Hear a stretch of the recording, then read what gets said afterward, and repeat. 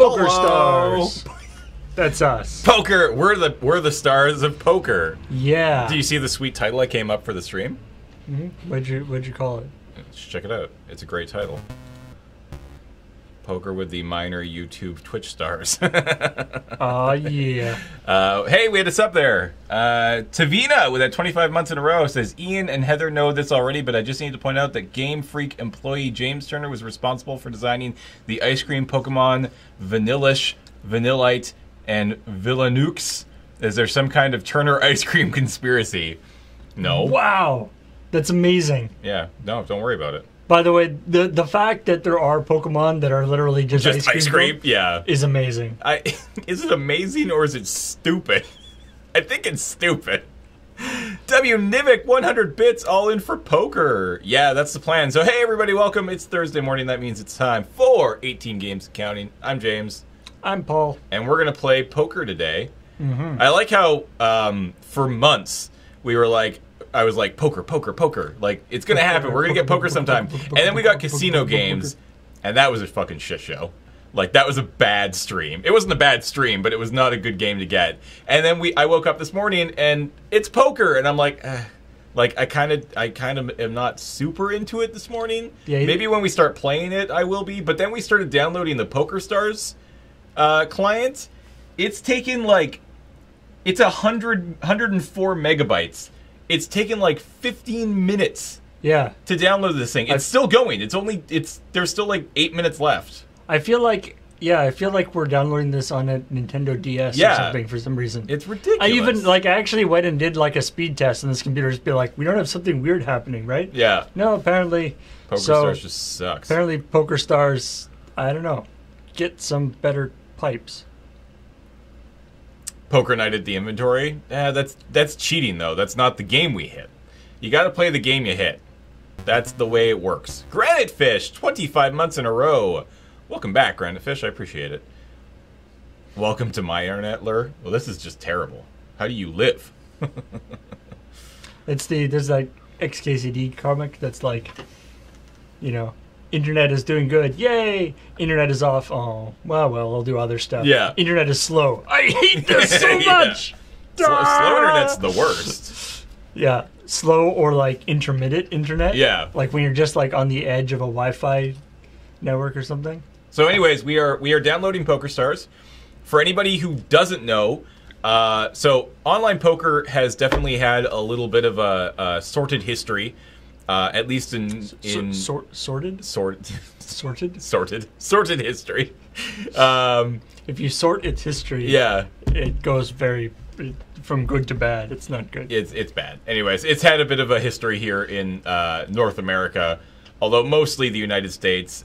It was legal for quite a while. Then it was made illegal. A lot of people lost a lot of money, from what I understand. Sordid history, yeah. A lot of people lost a lot of money, and it sounds like it's kind of starting to make its comeback in the U.S. I know there's a couple states where I believe it is legal now. I think New Jersey is one of them. I could be mistaken. I get most of my information from, what is his name? He's Marshall? a really big... No, not... Well, I mean, Marshall, yes, because Marshall's a poker player, but I actually watch a poker streamer. What is his damn name? Somebody in chat will know his name. I'm sure of it. There's enough of you that I'm sure you'll know who it is. One of the biggest poker streamers. Run it up guy. Who isn't also a Magic streamer. I can't remember. He is a Magic player. That's the thing. Oh, is he? Yeah, he's actually been suggested for... yes, thank you. Twitch TV Frank. Got it. Jay Carver. He's been suggested for the pre-release, actually, by a few people. Because, yeah, he is... I mean, poker players are sort of notoriously also Magic players. If you're going to play Magic, you have to make money somehow. Yeah, exactly. So I watch him play quite a bit. I don't think I really pick up on much, though. That's the problem, is that I often have him on sort of in the background. He's just an entertaining guy to watch, and it's interesting. But so you don't have the like MLG poker No, strats? I definitely do not have the MLG poker strats. I've talked to Marshall about poker quite a bit, but mostly from a not from like a how to play it standpoint. Basically, everything else. Like Have you ever actually played with Marshall? No, I did go to one time. I was in Seattle and I was staying with him, and I happened to be staying with him during one of his poker nights where he actually just doesn't go to the casino. He has a home game with a bunch of his friends. So I went to that, and he was like really trying to get me to play, and I was like, no, this is a horrible idea. And the buy-in was like a couple $100, and I was like, no, this is literally just me throwing my money away. So I'll sit and I'll watch. Like, yes, that's why I want you to play. Yeah, exactly. So I was just like, no, I'll sit and I'll watch and I'll try to get the hang of it. And nah, I've never picked up. I love poker. I love watching poker, but I don't think I absorb anything in terms of skill. It's just fun. Yeah, Efro is also a poker. Efro is a major poker player. Like he's won a bracelet, I think, at once or twice. I don't know. I'm pretty sure once. A bracelet is what you win at the World Series of Poker. You win a bracelet. And obviously a shit ton of money. Oh. Yeah. Here's this shitty little bracelet you get. Woohoo! Well, how much money do we make? Oh, you don't win money. Yes, we're gonna play Texas Hold'em. We even have the rules up, which we'll go over. I have the sort of abridged rules. Yeah. From what I understand, Texas Hold'em is it's become basically the de facto standard. Oh yeah, poker. Yes. I mean, like it used to be that there's all sorts of different types of poker and stuff, but I feel like and you can play a bunch of different kind of poker on PokerStars, but I feel like in the last whatever it's been like 10 15 years, Texas Hold'em has basically become the go-to.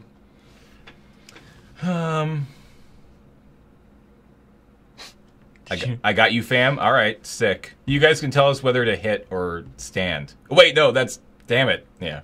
Is it a handmade friendship bracelet? Or one of those? Yeah. You get like one of those like rubber bracelets. Yeah.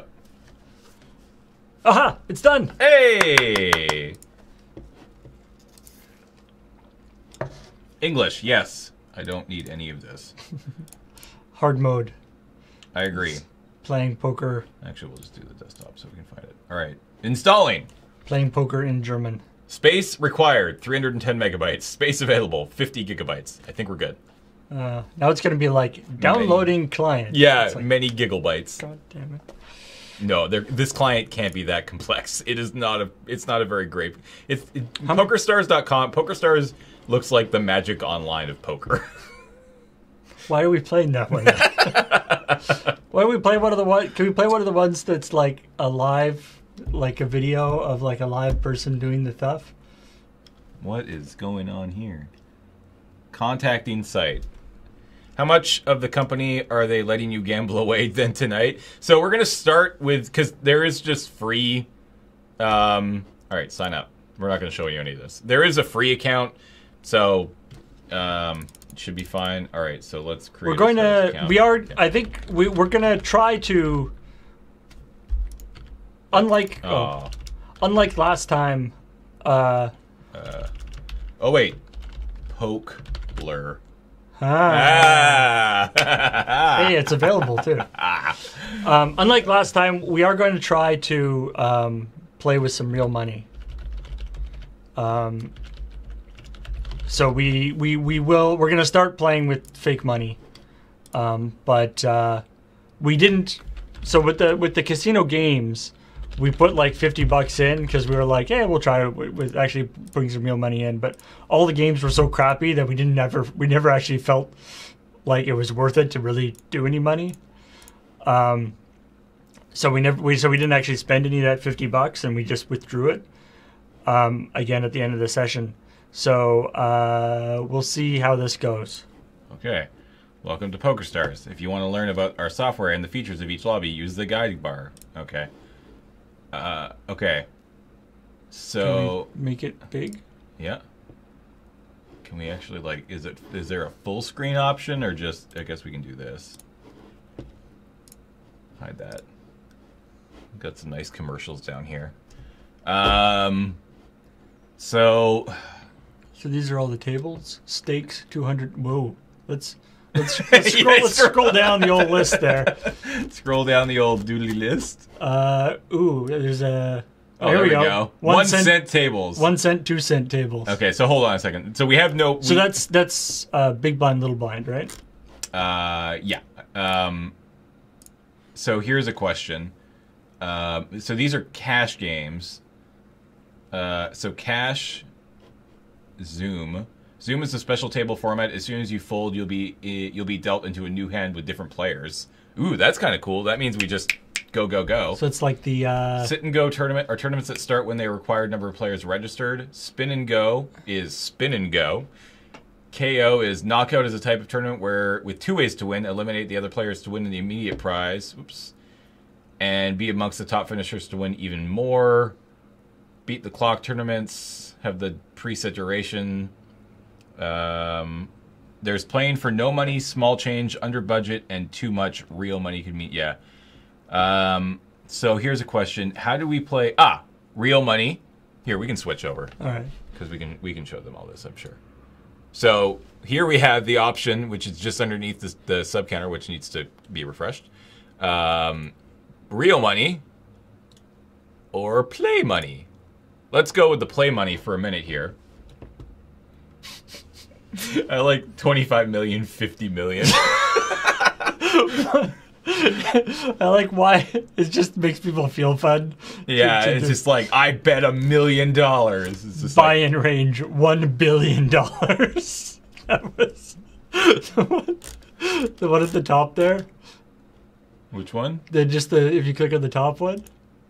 Yeah, buy-in range 1 to 5 billion. Billion.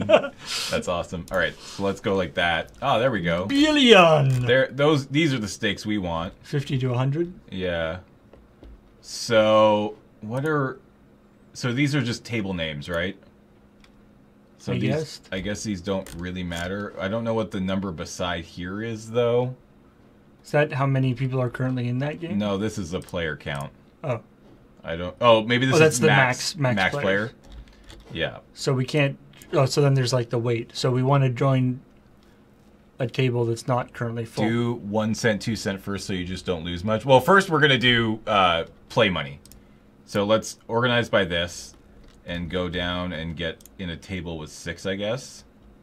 All right, seat me. Whoa. Oh, Christ. Okay. Available play money chips, 3,500. Buy-in... we can buy in for 10,000. That's the minimum. And that's literally all we can do. So, okay. And make it... Oh, what? Really? That's as big as you can make it? How are we supposed to be big poker players when the thing is so small? Okay. Okay, so we have an ace, a 9, and an ace. So we raise to 200. Fuck, I don't know. We check or raise? Raise. Fuck. This is such a bad idea. I don't know what the fuck I'm doing. You said you knew what you were doing. No, God, no. I never said that. In fact, I'm pretty sure I just spent 10 minutes before the stream being like, I don't know what I'm doing. All right, here's the river.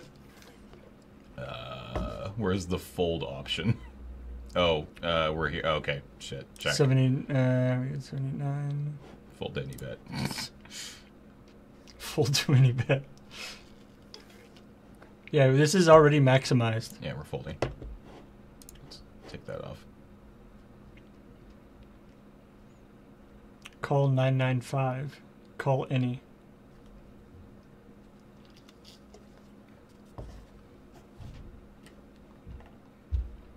Yeah, can we make this? We can't make it any bigger, You right? can't make it. You cannot. I mean, I guess I can crop this out. It's just annoying, though.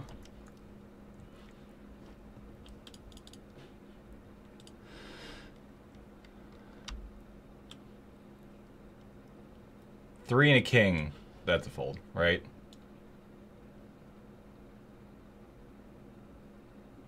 King high. Fuck. Yeah, we're folding here.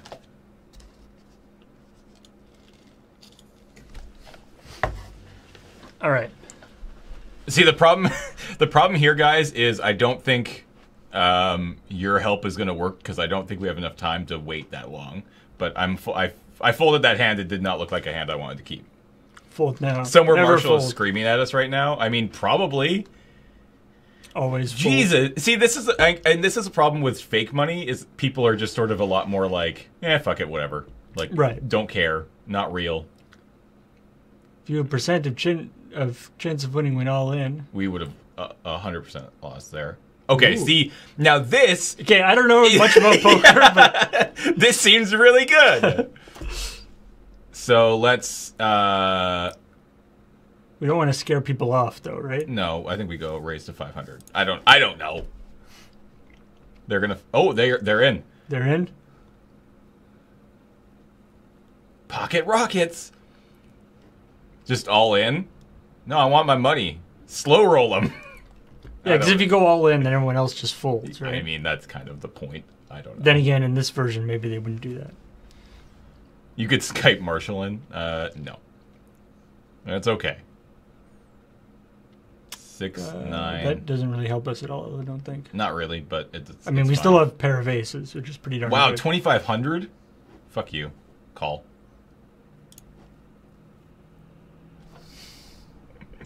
Got it. Got it. Wow. Make it more? I'll just check here. Can't we make more money? Yo, buddy.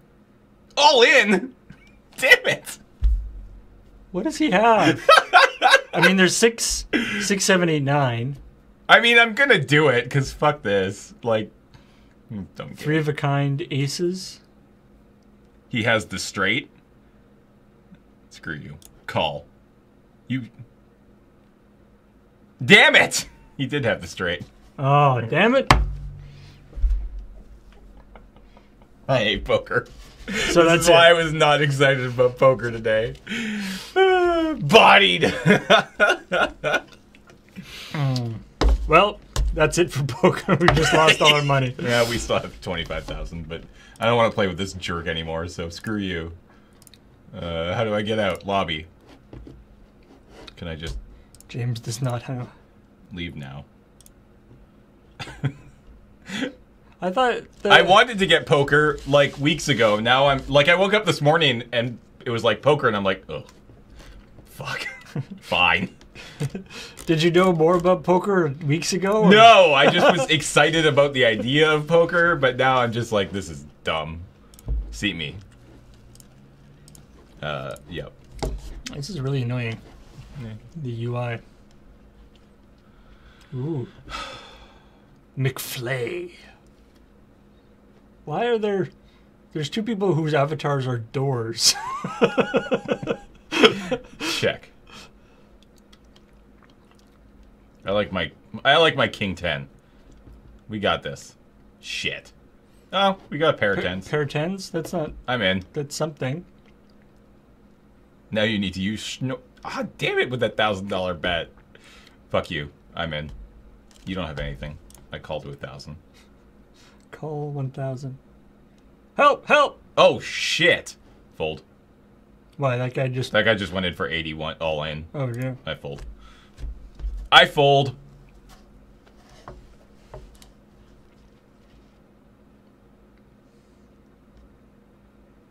Not... Oh, we were not going to beat that. And we One. would have... Alright, well. King 2. That seems like a fold. Fold. F6. I was actually reading an interesting article that was talking about somebody who is he's not like a professional poker player, but somebody who plays a lot of poker, and he was talking about how he plays that he does a lot better online than he does in real life, like in physical poker, and he was trying to figure out why he ends up doing so badly or doing so much better online poker, and he realized what it was that when he's playing physically, he gets bored. Like when he's playing in person, he gets bored and is like, fuck it, I'll play this hand. Right. When he shouldn't. When he shouldn't. Whereas when he's playing online, he's like doing something on it. He can like have something open on the other screen or whatever. Just read them like you do at Magic Games. It's like drafting. Yeah. We'll play this round, and then I think we'll do the real money. I think the real money will help. Yeah. Even if it's just like a cent, like a couple cents here and there, I think like just because the problem with the play money is nobody. It's so easy to people be like all in. Yeah, just all in. all in, all in, all in. Well, people, you play it like they do poker on movies. I always loved that.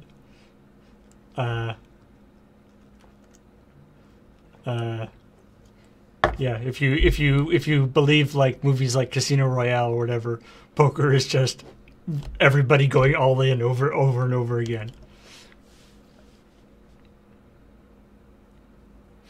The Key to Victory says, "Hey Dr. Slur, I just got a new button. I got the new button from Card Kingdom with my Fool's Gold 27 and it looks awesome." Hooray! Woo! So folding means we're tapped out? Yes, essentially. Yeah, we, it's like we cannot respond. How hard? There's 52 cards. Magic has 30,000 cards. Yeah. How hard can it be? Yeah, this should be way easier. Obviously, this guy has Tarmogoyf. Is real money gambling allowed on Twitch? Yes. Oh yeah. As long as it's allowed. As long as it's like legal where you are. Yeah. Red and black seem open. Yeah, okay. That's probably the comment of the day.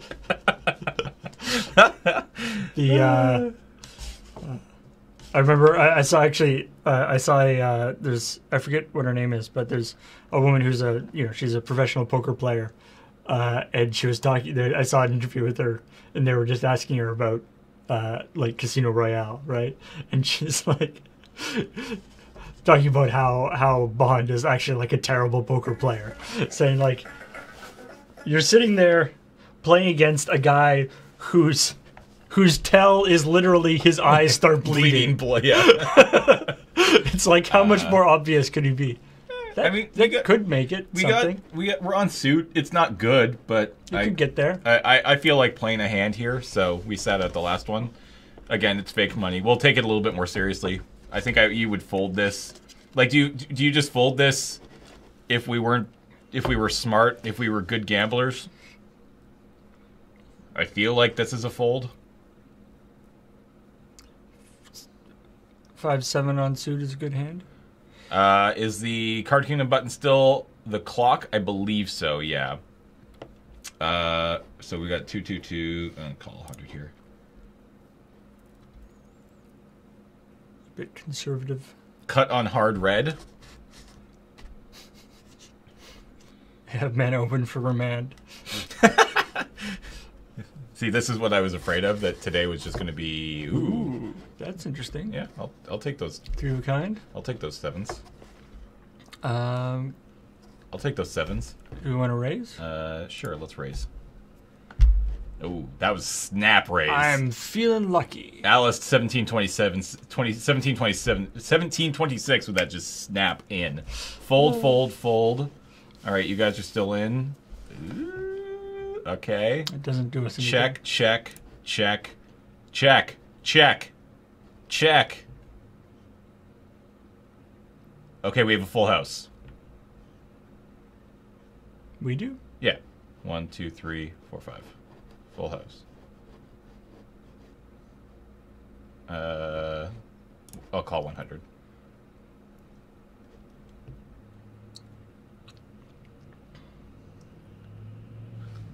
Sevens full of aces.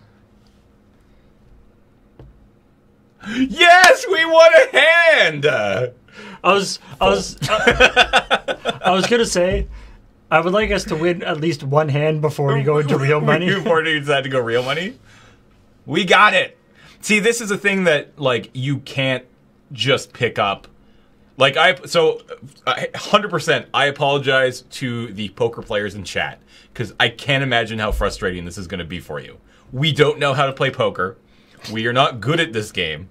Like, okay, we will do our best, but it's just like, when do you call? When do you raise? When do you check? I don't know. Those are not things that I could pick up in like 5 seconds of playing online. So, I mean, I guess it's the difference is it's like we know, it's like there's a difference between knowing the rules of like Magic, yes, and actually being able to like play Magic well. Yeah.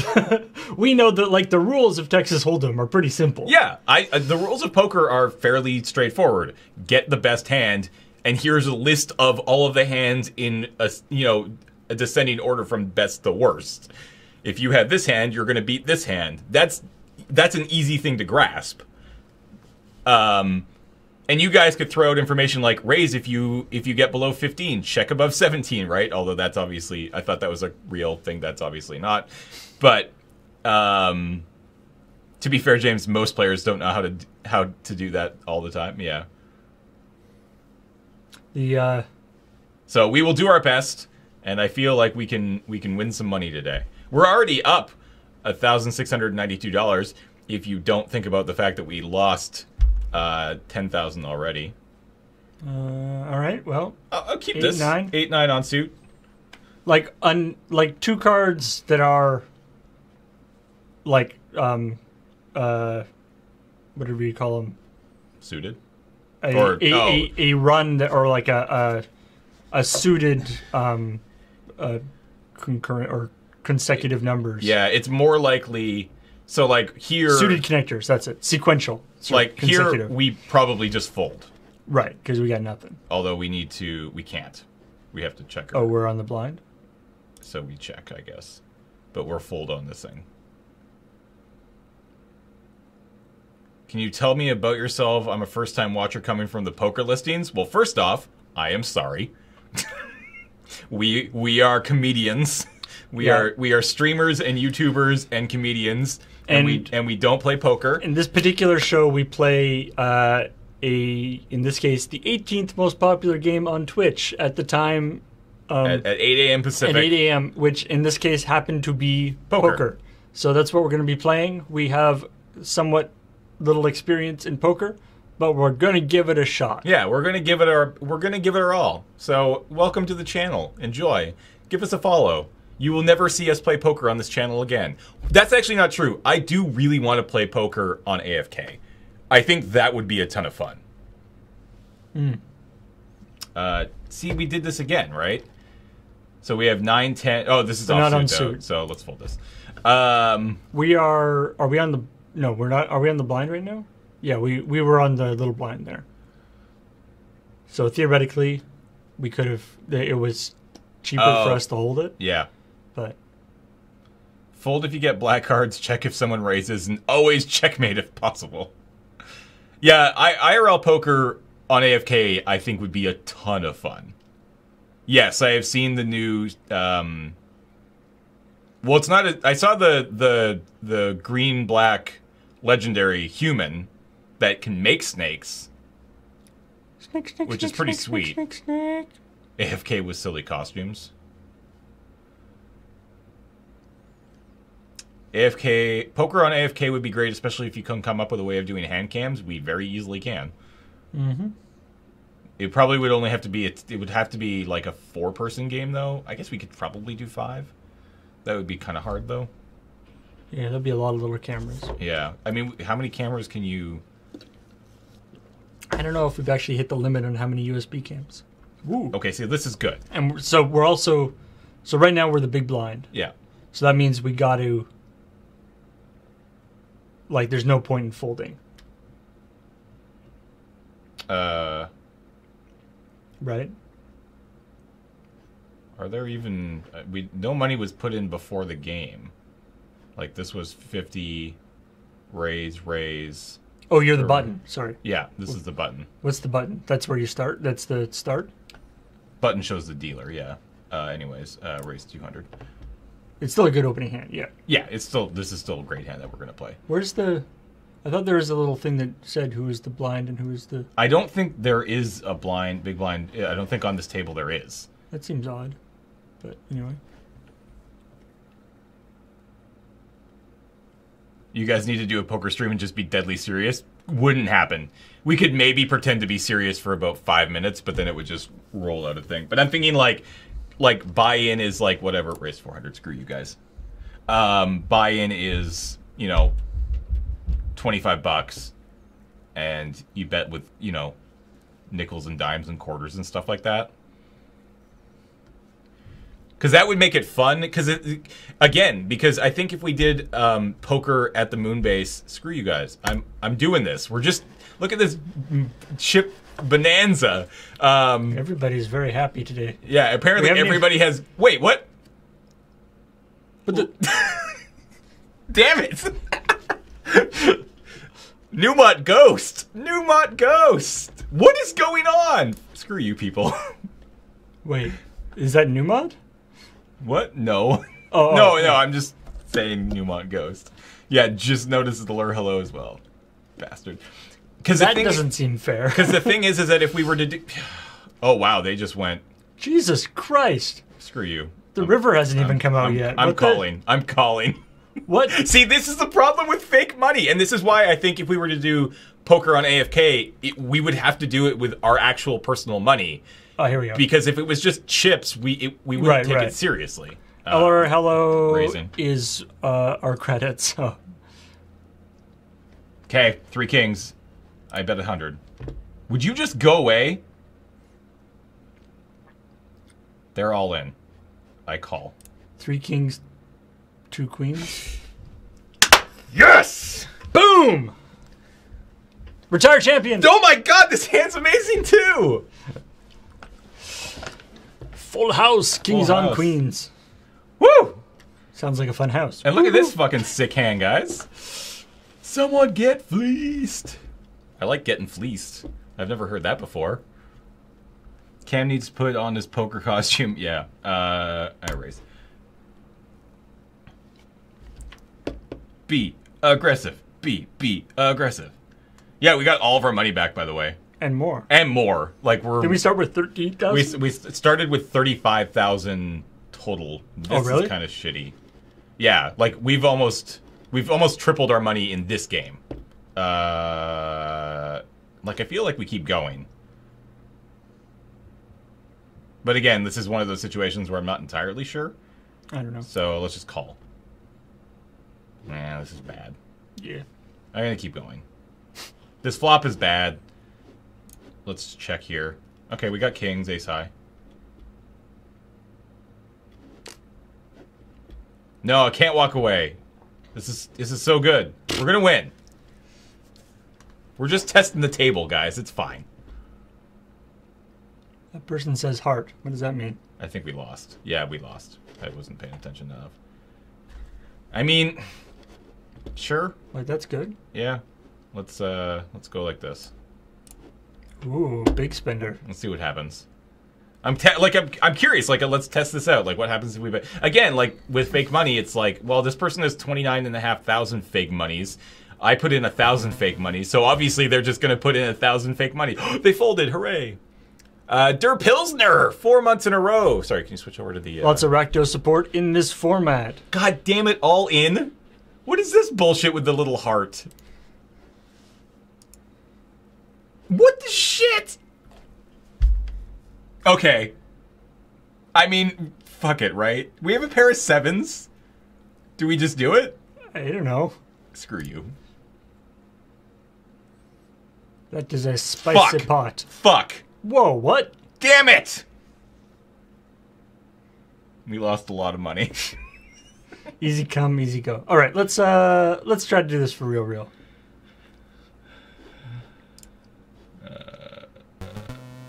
Let's just play this. Sorry, let's play this last hand here, or fold out of this last hand.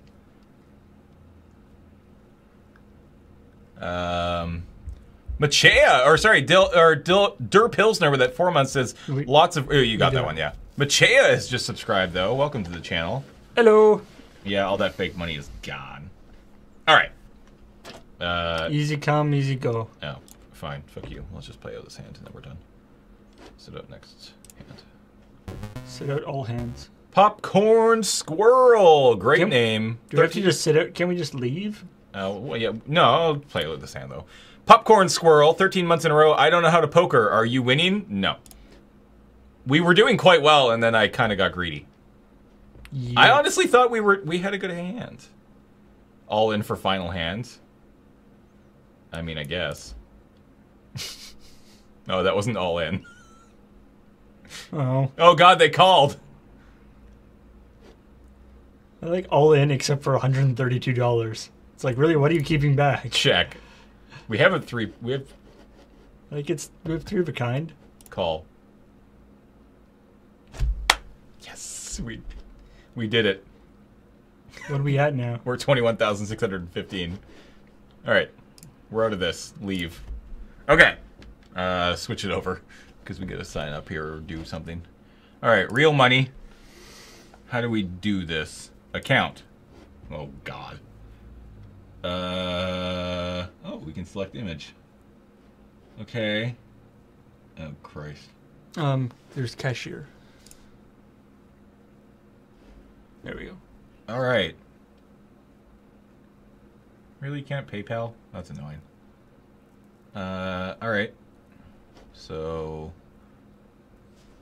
maximum deposit $640 per 24 hours, $1,500 per 7 days, $3,000 per 30 days. It's relative. Oh, you can decrease. I was going to say that's relatively modest, but Yeah. you can decrease. You can increase your limit. All right. So deposit. Okay. So let's wait. Charge 60. Your account will be credited 40. Oh, because it's U.S. Canadian into U.S. Sure, that's a. All right, so let's do this. Let's see if this is going to work.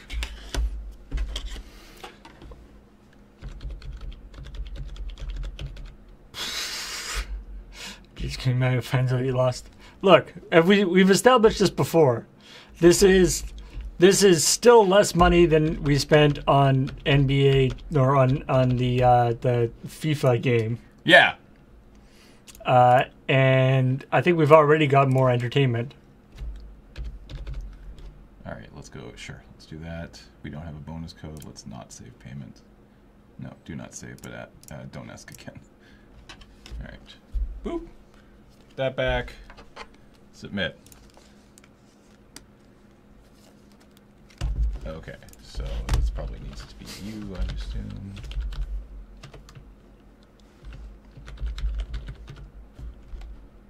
Dupe. Dupe. Dupe? That's right? Yep. Well remembered, James. And then it should be this, right? Oh yeah, also NBA 2K17 that we didn't even actually get to play properly. Yeah. Are you worried about Kathleen coming and scolding you again? Nope. Not really, no. Didn't really care last time. No. I mean, as she said last time, she didn't know why she was so angry about it either. Uh-oh. Why?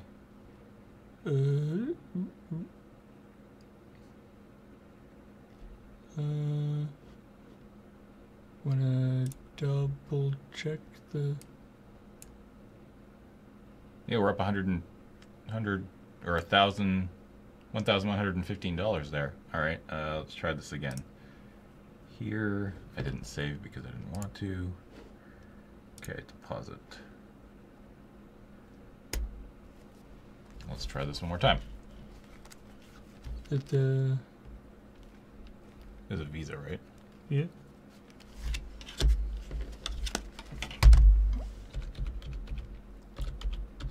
If you win big money, would you put it into your own Patreon? No, because then Patreon just takes a cut of it.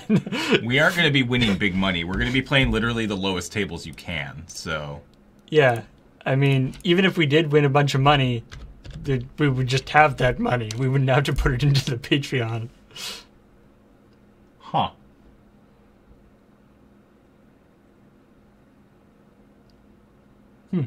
Internet gambling restrictions set by your credit card issue. That would be interesting. I didn't think we have anything like that. Can we do a different way? Why can't we do PayPal? Mm-hmm.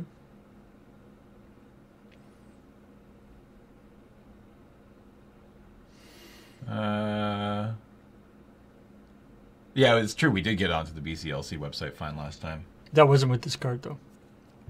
Right. All right. Let's do it. I guess give me your card, and I'll need to change something though. I did check the. I did get the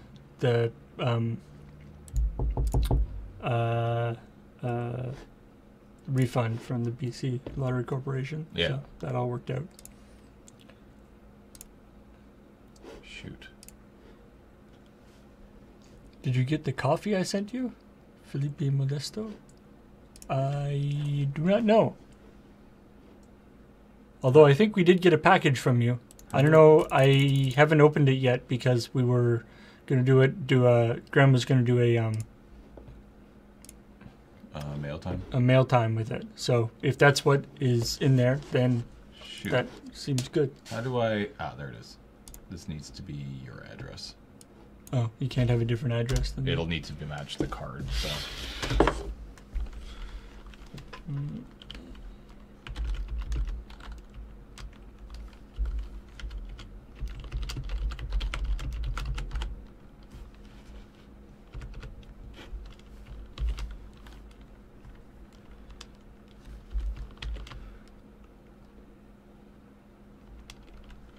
Rest of my storm deck is coming from today from Card Kingdom. Sick!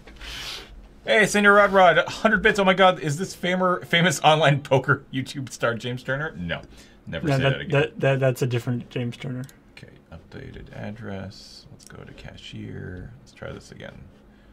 Okay, make a deposit. With the, yes, deposit. Okay.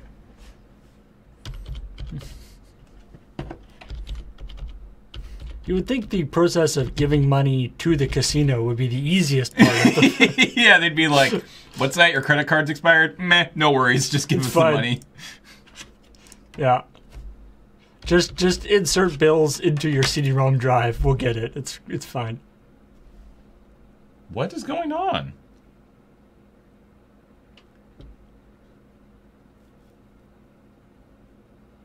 I don't know if we can. Your credit card information was entered correctly and you have sufficient funds. Your transaction was probably declined due to internet gaming restrictions set by your credit card issue. If you continue to have problems, you can try another deposit method. Does TD have like a built-in thing for Intro that? Pay is a prepaid virtual Visa card that can be used online wherever a Visa is accepted. You can add funds to an Intro Pay card with your own credit card or debit card. If you have an Emperor card, oh. If you already have one, if so you we would have to just get... We have to like sign up for another thing? I don't want us to do that. That's annoying. Wait, you can buy play chips? Can you... Yay! We just got more chips because... But wait, just... it didn't actually... It doesn't say... So you can buy play chips? Yeah, how much does that cost? Presumably it's cheaper than buying normal money. Online gambling is definitely legal in Canada. Yeah, no, it is 100% There's a casino like in town. No, you can absolutely. What is this?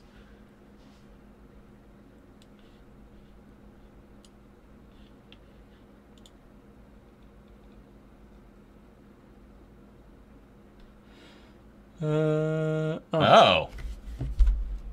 Wow.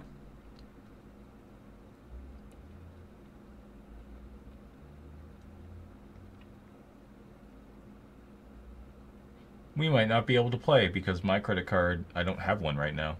I had to replace it. It'll actually probably show up today.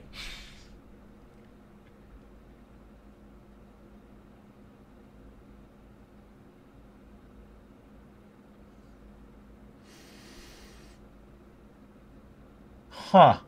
Wow. Apparently TD doesn't allow you to use your credit card on... Why? It's so annoying that they can't do PayPal. Insta-debit? What's that? Is that using a debit card? No, it's like a whole thing in your SIM and stuff.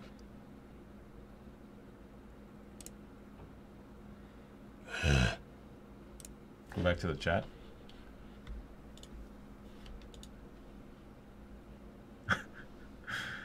Not allowing PayPal must be a Canadian thing. Interesting. Oh, PayPal, yeah. PayPal is... I mean, yeah, PayPal is an option for me in the UK. And then above that, PayPal absolutely forbids all gambling transactions. Dirt Pilsner with that 75 bits. Do they take Twitch bits?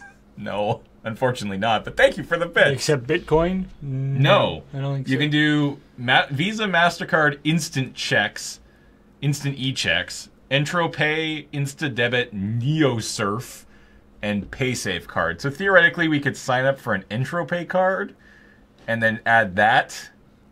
But that just seems like a pain in the ass.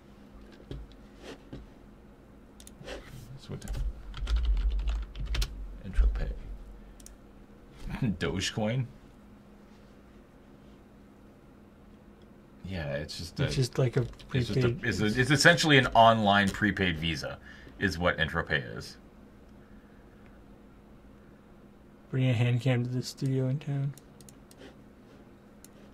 Visa prepaid for the 7-Eleven. That actually would probably be the easy. That would maybe work. Oh, I have some at home though, actually. I second free money play. Yeah, it's just free money play is kind of boring because it's hard to take it seriously. Like that was a problem last week or a couple weeks ago when we did the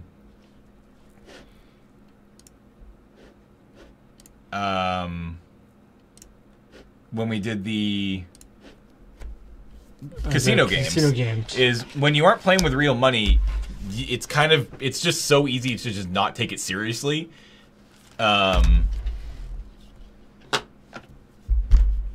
Even just like 1 cent, 2 cent, it actually feels real. It feels real because it is real. And even if we win or lose $1, it actually like it's a thing. You could always play against each other and bet pizza. Yeah, and I'm not even looking for a thrill, just an inkling of a thrill. The cost thing is interesting because it's like there's that whole thing with the mental sort of load for, and they figured like this is highly relevant to people who to like mobile app stores and stuff, right? Yeah. Where they found out they've in studies they've seen that the cognitive load for somebody to decide to buy something for $1 and to buy something for $10 is actually about the same. Yeah. That as soon as you go from free to any amount of money, regardless of how much it is, people are like, that's actual money now. Yeah, exactly. Even if it's a stupid amount of money. Yeah, like what a different... Well, the problem is, though, that it's not that TD is blocking PokerStars, it's that it's blocking casino. Like the BC lottery thing doesn't have actual poker, right? It's just like it's just video poker. Video poker. You don't play against people, so that's 11:20.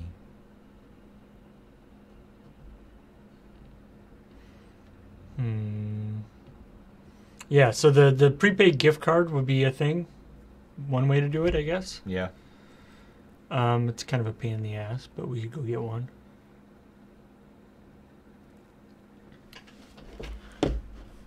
Although, how much is the...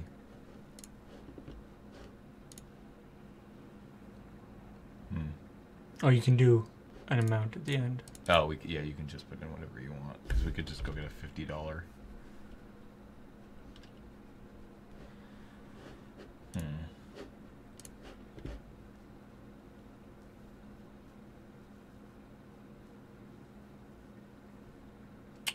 All right, well, I guess I could, we could take a quick break. Could we add credits from Google Play or Apple? No. No. Literally, our only options are Visa, MasterCard, Instant e-checks, or for online. The fact that, like, I've never heard of any of these other online things, especially NeoSurf, that just sounds like an online chat program for like tweens. It doesn't sound, it really does. It doesn't sound even the logo looks like that. Yeah, it looks like the Nickelodeon logo. Transfer to player. Like, so you could theoretically. I don't want to. Yeah, like if we're gonna do this, then I'll just go buy a prepaid card because I don't want to. We do have 49,000 fake monies though. We're rich in fake money. Yeah. Okay, well, I guess let's take a quick break. I will hop in the car. I will run over to 7-Eleven and pick up a $50 prepaid Visa and come back, because that should work. So, I have no idea how long it takes, but I just tried to send $10. Oh. How does that, like... How does that work? To our account? Whoa.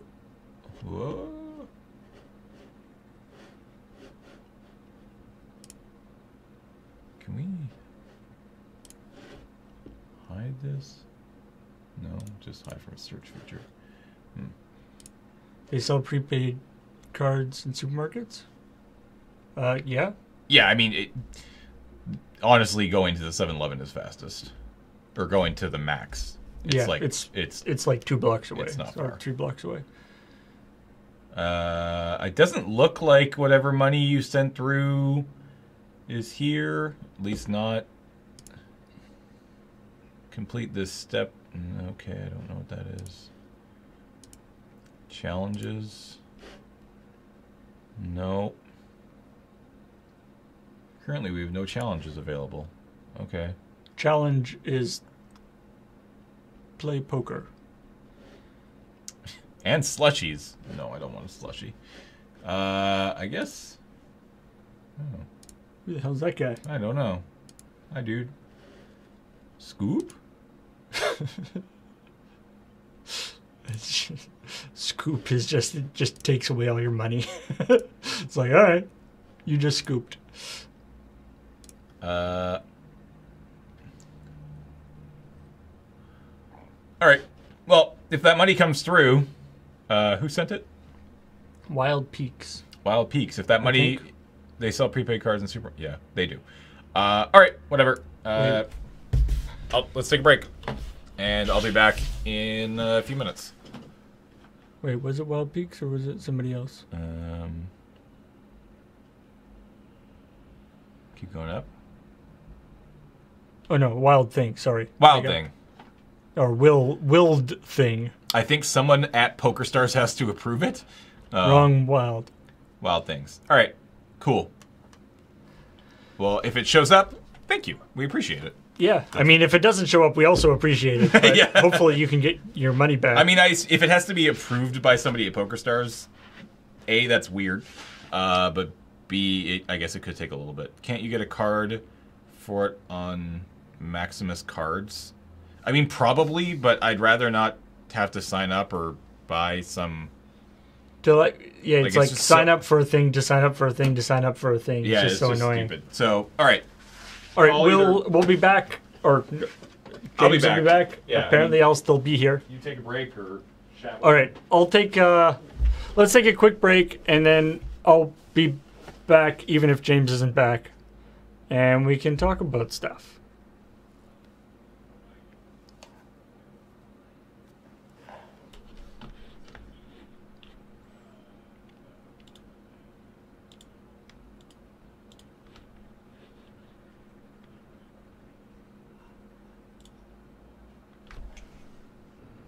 Hey everybody, welcome back to 18 Games and Counting, which is currently just me, because James is out attempting to get a prepaid Visa in order to, so we can actually give the casino some money.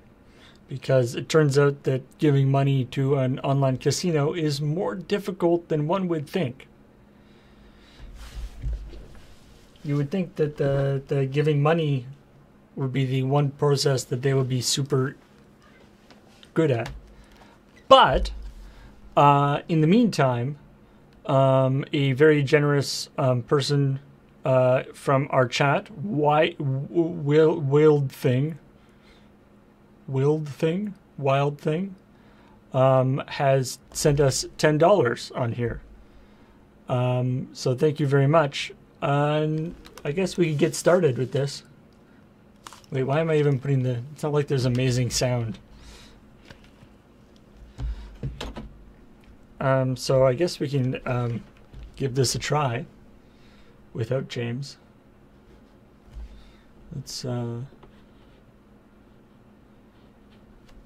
switch back over to the...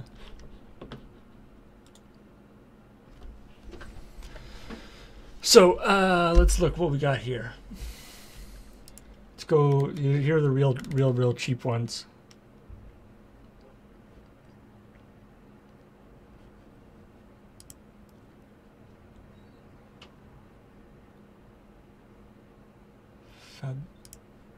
Fedosa, Graphias. Oh, too late. What? To to lose all our money before you came back. Okay, we got $10. Sorry? We got the $10. Oh, did we? Cool. Yeah. Here, in keeping with the gambling theme today, Ooh. I literally found $1. Oh, it's reversed. Where I parked. Oh, what? Yeah. Nice. Like I found $1 on the ground where I parked. I was like, well. If you had kept that money, we would have been ahead today. Yeah. All right. Here, you can scratch it. I'm so excited. All right, so we have 10, so let's go ahead and... Sweet, $10. Look at that. Thank you so much. I'm going to get a top prize of $10,000. You want to switch it back over? Oh. Gold Rush. There's gold in them bars, scratch and sniff thing. Wait, not scratch. Why don't they make these scratch and sniff? They should. Man, I got those that that like prepaid PSN card when I was trying to get the Last Guardian, and I took off the like thing covering the number, and it ripped the number off with it, so I couldn't read the number. It was so annoying. All right.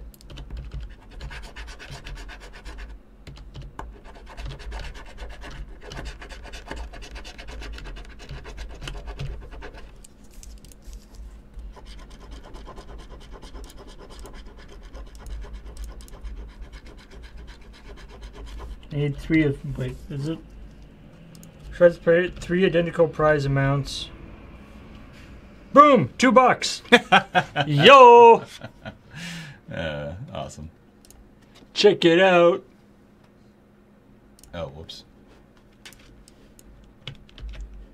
That means we're like we're already like $2 up because you didn't pay any money because you found the thing free. Boom!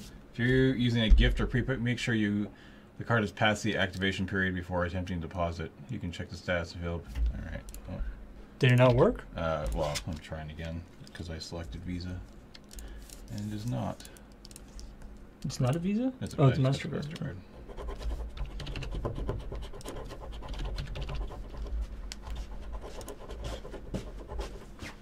Oh. Hey, it worked. Are you boys in here gambling again? Yeah, but this time we're going to actually do it. $2. James found $1, bought this, and we got $2. Okay, so now you quit while you're ahead. So we're already way ahead. In fairness, we didn't gamble last time. Yeah. You were literally putting your money into a slot machine. No, we weren't. We never actually used the real money. Fake money. Yeah. It was fake money the whole time. Oh. Today we're using real money, though. Ah! But today we're playing poker. Yeah. Get Marshall on the line. It's not gambling if you're guaranteed to win. Because you're, awesome. See, look at these average pot sizes. 35 cents. 17 cents. I like that the stakes are the same, but the average pot sizes change a lot. So it's like some games have big spenders even though they're only on 1 cent, 2 cent. All right. I think we're here. All right, here we go. Take the seat. Oh, you can choose what seat you want. want? Our buy-in is $1.60. Our minimum buy-in is 80 cents. Yeah. Max buy-in $2. All right. Wow, fucking high rollers over here, $1.60. Yeah, we're in for $1. We're in for $1.60. Okay, so you know what you could do with that $1.60? You could spend it on something that brought you joy. Yeah, like this is bringing people joy. Yeah. Are you guys having fun? Do you feel joyful? Here, you can switch over. You could give that money to charity and make the world a better place. Any money we win, we'll donate to charity. Beyond our investment of however much this was, $50. Also, we can just transfer money out we win too, right? Yeah. I don't think we're going to get through all this anyways, so. Kathleen is bringing me joy. Well, there you go. Wait for big blind. Okay, let it be said that I disapprove of gambling. I just find it considering the stuff that we have spent money on for the stream, it just is funny to me. I just think I don't know, like it's not that I would stop people from gambling, it's just that I'm like, why would you throw your money away? Like I said, we got NBA 2K17, and the fucking thing didn't even download before we had to stop the stream. Well, then you should have an NBA 2K17 makeup stream to get your money's worth. All right. It's terrible. 8 queen. I don't want to. What are we gonna do? Fold and walk away and reflect upon your decisions in life. Basically, that's probably a fold, actually. We won. Oh, boom! $1.60. We're back up to where we were. Yeah. We did it. So we're the small blind. Now we actually have proper blinds. Oh, that's nice. Okay. So, which means that playing gives us a little bit. So this seems like not a great hand. Yeah, but on the other hand, it costs us like half as much to call, right? So these people have all folded. Yeah. So let's see what this person does. They folded. So the guy with the blind is the only one staying up because Yeah. he doesn't. So do we lose call? anything. We could call it, sure. Sure, let's call it 1 cent. I'd like to try to play here. Okay, so they raised by 6. They raised by 4 cents. so I'm gonna fold now. Too expensive. Yeah, that's too much for mud blood. Okay, this is a bad hand. We're Yep. just folding that hand.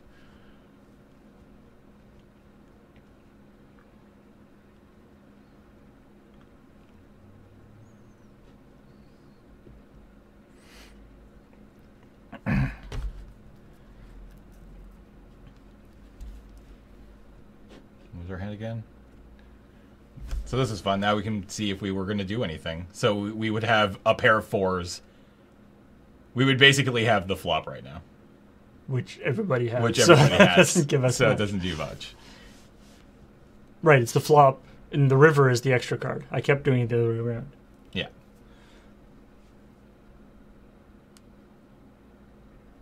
In fact, we have the rules. We could go over the rules. All right. See, like King 2, like I don't feel like that's a good hand, right? Like King 2, but I mean, this is King High seems like it's. I feel like you go like you at least call when you have the face card King High there. So let's try it, and if you guys disagree, you can tell me to. The flop, the turn, the river. Yeah, see, this person just raised by quite a bit, so we're folding now. Yeah. This is the thing. I'm talking about. There's the like whatever it's called, the speed table or whatever. That seems bad. Where like as soon as you fold, it just drops you into another game. Into another game, yeah. It means you're not playing against the same people all the time, so you don't get the like this guy's an asshole or this guy's this is somebody who bluffs a lot or whatever. But King 2 is pretty trash. That's what I figured. See, Yeah. now that's good. That's so interesting. Let's raise to 10 cents. whoo, bam, we're gonna drop a dime on them. See, these old people all just fold, which means we make 3. Oh, they Ooh, called. That's a good point. Can we, in the settings, can we make it so that for our appearance, we're at the bottom of the... no, that's not it. I thought that was the thing. I think we just bet here. Yeah. We have 2 pair. Can we make it so we're at the bottom of the table? I don't know if we can. So they... Okay, I'll call. Check. Nothing.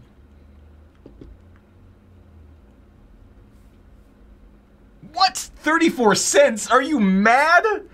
Whoo! I think we just call. Somebody's a big spender. Do we raise here? Or call? I thought it's call, I think. Click on... Sit here. Wait. Check. There we go. We're just facing away from the table for some reason. Okay, so now what do we do? So they just went 28 cents. So we can call it 28 cents. We have 2 pair. Yeah. We've got a pretty high pair. I but feel that's like we it. just call and roll the dice here. I feel like we Yeah. call. I think we're in a good spot. Yeah, we got it. Nice. We're above where we started. So now, okay, so now do we keep this kind of hand, right? We're in the positive. So we have I don't think we keep this. Oh, on the other hand, Because we're the blind right now, aren't we? yeah. Oh, so we have we might as. Oh no, calling puts us to 4. Yeah. So do you just call with a queen 5 on suit? Yeah, we're big blind, so we might as well call. I think. Somebody already raised 3 times. Not against the raise. Oh, okay. You can keep this. Keep same suit. Yeah. Like I feel like this is one you keep. So we have a pair of 5s. So let's just check here. Well, we only have one person in, so let's just check. They bet 10 cents. We have a pair of 5. It's not much. It's not much. So I think now we fold. Because we're only 2 cents in right now, right? Yeah, I think now we fold. I think we fold. That's full. That's just a bad hand. We were a little blind there. But. We're a little blind here. Because we're in for the 1 cent. This person's set out, it looks like. Alright, they get that $1. Or 5 cents. Let's see, another bad hand, right?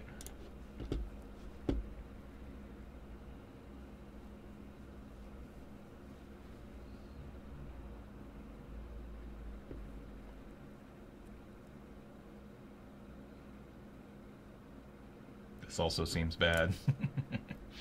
Think so? I mean, it's consecutive, but the Yeah, chances of picking that up are pretty slow. You never. I don't think you do that.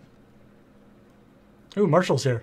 What? No, Marshall. What in tarnation is happening here? Stop it! Just go away. No. No, I'm just. This is. Just What are you talking about? We're doing awesome. It's consecutive. What's going on? What? What's wrong with consecutive? Is that not the terminology? I think it's just because it was bad. Yeah, we folded. Yeah. We didn't take the consecutive ones. Oh, Christ. Oh, God. Yeah, we're up almost 50 cents. Fold.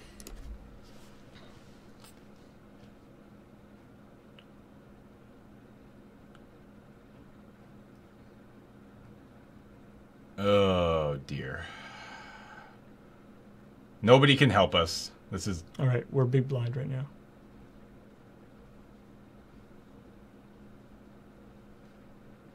Fold. So none of these guys are in. Raise. Oh, fuck that. Guy raised 6. So we gotta call to 4 to see some cards. I feel like you just fold out here. I don't know. Sure, let's call. Let's see some cards. I feel like... This is bad. I don't know why people... Is it just because the word consecutive is the wrong word? I don't know. Check. Fold. I'm not going in for that.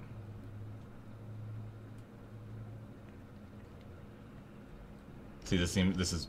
You guys have said numerous times that this is bad. I think we're just dead here. Yeah. Fold. Take the 2 cents. Go buy something pretty. See, we keep getting these hands. They're... Oh, connectors is the more used term. Oh. Well, now we know. Fold. Lol, this is amazing. Amazing is probably the wrong word. I should just... Maybe I'll just call Marshall and be like, alright, this is what I have. What should I do? Stop. That's what you should do. Quit. Deposit the money in a bank account. Close the stream down. And never talk about this again. We're up, what, 40 cents? The biggest problem is that we don't really have it yet. Tell them to read the signals and go into spades.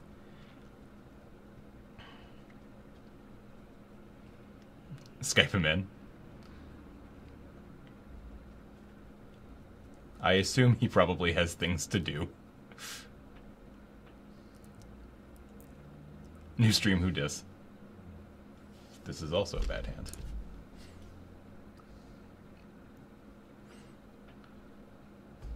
You just got up. Just the deal. We just.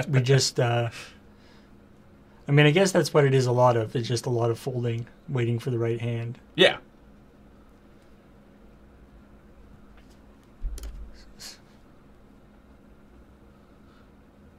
I'm around if you All guys right. want help. I mean, okay, hold on. We can set out this next hand. All right. Actually, we should just be able to exit this, right? yeah, we can just. I mean, we can just leave. Yeah. Are you sure you want to leave? I assume leave now doesn't do anything. Okay. Do we lose our stake if we leave? Is that how that works? I don't know. All right, let's try this. Fine. I think we do. Yeah. Okay. How do we want to do this? Skype on this. Do you want to switch over here? So we can Skype on this computer. Well, we can or Skype on this computer because then we can screen share. Right? We could do that on here too. Oh, and share this screen? Oh right. Oh, sorry. Screen share so that Yeah. Marshall can see it. Right. Yeah. You lose when you. If you leave the table, you lose whatever is in the pot. Wait, Do we lose whatever? No, because we didn't have anything in the pot because we were sitting that hand out.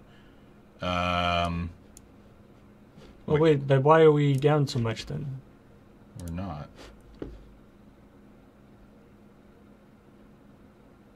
We're 40, 46. Like, weren't we at $60? This is American. It Right. It changes it into. Well, we were at $10. And then we added another 50 Canadian. I need to download Skype apparently. Skype. Download it. Is this the proper Skype? I don't know. Because there's bullshit Skype. Yes, this looks right. Yeah, there's the preview of the Windows 10 Skype. No. You want to pass me the headphones? And also you'll probably want to plug in some headphones yourself. Oh, do we need like the mic too? We have a mic. Ugh. So it doesn't get feedback or whatever? Alright, installing Skype. What time is it? Alright, we got time. We got time to play. Yep, surprise guest. It's not that much of a surprise.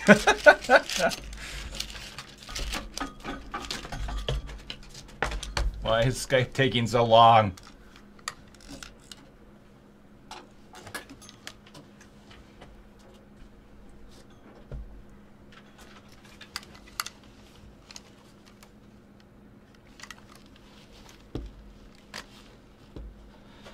Do. All right.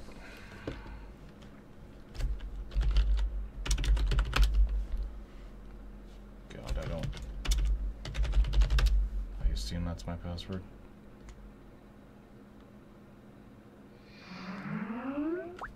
Apparently it was.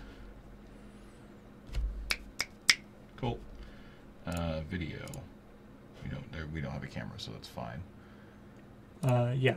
But so it'd just be a screen cap, right? Yeah. Screw you. Don't care. Yeah, I guess if we did it on here, we could show him the XSplit view. But so he would see us as well. Yo. This is silly.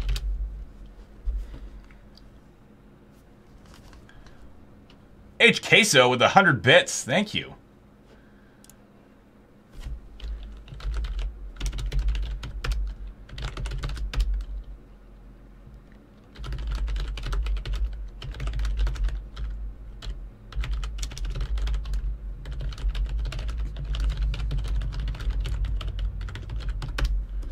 All right. So do we just do a call? Because we aren't doing a video call. We should be able to share. No, I think you have to do a video call to do the screen share. Really? No, that can't be right. Because we are going to be sending video to him, just not. But video yeah, of the us. screen. Yeah. Okay, let's try this. Now, how do you... Hello, hello. Hello. Hey. Good morning. This is such a What are you terror. guys doing? We hit What is poke. happening? It's not our fault. I'm like, what weird game are they playing today? Wait. Yeah, we're I playing. know that one. I can. Yeah, I there you can. Which one? Click there. Oh my god. Share screen. Screen. Yeah, All you right. can share the screen without video, Yeah, this is fine. which is probably better for your your viewing audience since I just rolled out of bed like 10 minutes ago. Okay, so we're sharing. Yeah. Can you see it? I see a desktop Okay. with a purple monster on it. And now you see Poker Stars. I do. All right. Oh, you guys are so lucky. I don't know if lucky is the term. So we The ability. You live in a free country where you can actually play poker online. Oh, that's fair. Isn't so? I believe there are a few states that are slowly coming back into the fold. Are there not? That is true. Yeah, New Jersey has, Vegas has some. But what they've done is they've made it specific to the state. Right. So you only can play against people who live in the same In the state as you. Yeah. So It's so weird. So it's like there's like 5 games going, and they're all just like nothing. and it's the you same. know? It's the same people day after day. So Exactly. Yeah. They just don't. I mean, they hit critical mass enough to have a site running, but not one that you can actually do things with. you right. know? So are we here? Are we playing against other Canadians, or are we playing against just everybody around the world? I guess. You can be playing against anybody in Europe or Canada, any country that Poker Stars is viable in. So it could be anybody. Right. I saw some of the stakes at some of these tables are actually in like euros or pounds. Yeah.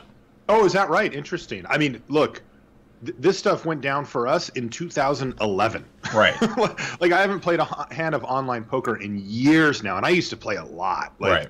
I played 14 tables at once How when do you, I played. How do you? For like a year straight, that's what I did. That's what is that? That's I don't even know what there's like double queuing and triple queuing. I don't know what 14 queuing is, but Yeah, I don't know either. And that put me, of people who grind online poker kind of in the middle. Like there's people that do 30. Like it's just absurd. Yeah. I guess I could never do 30 though. That's the thing because with Texas Hold'em you're folding so much. That's correct. Yeah, that's a big part of it for sure. I also played 2 different games while I was doing it. I also played Omaha 8 or better on 4 of the tables, and then 10 of them were no limit hold'em. Don't even know what that other one is. Yeah, it's a 4-card game. Instead of 2 cards, you get 4. Okay. And you play. It's also what they call a split pot game, where it's kind of weird, but the concept is actually really simple.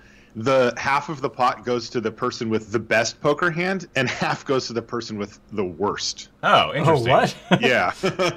So you can win both because you're using 4 cards, so maybe 2 of the cards work for the best hand and 2 of the cards work for the worst, but obviously that doesn't happen that often. Right. Oh, that's so weird.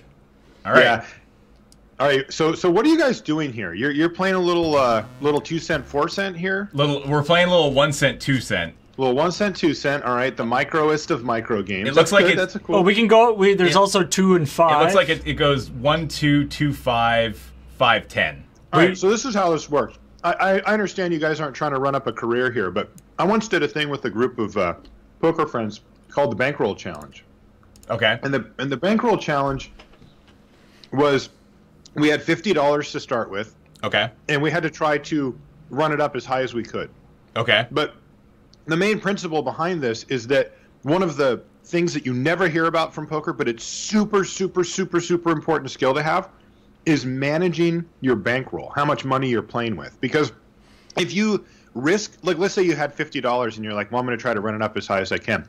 I'll put $50 on the table and we'll see what happens, right? Right. If you lose it, you're out. Yeah.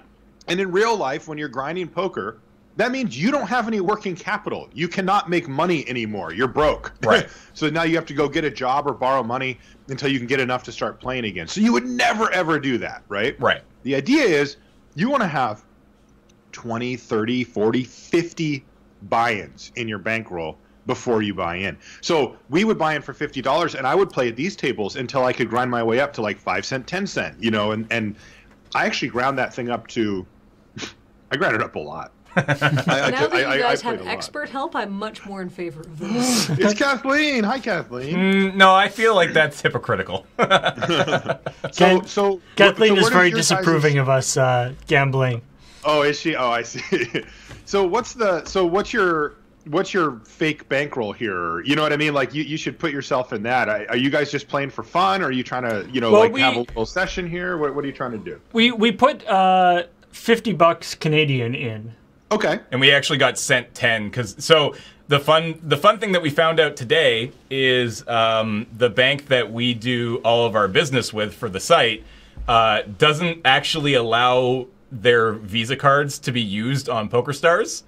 Oh, which was pretty interesting. So I had to run out and literally buy a $50 like prepaid card. Okay. And somebody actually also sent us 10. So currently we have $46.75 American sitting in our bank. Okay, and are you guys just looking to have some fun with it and just sort of toss it around a little bit, or are you trying to be like, let's pretend like what it would be like if we were online poker players or whatever? I mean, I guess like you're here now, so let's pretend, right? Okay. We have about.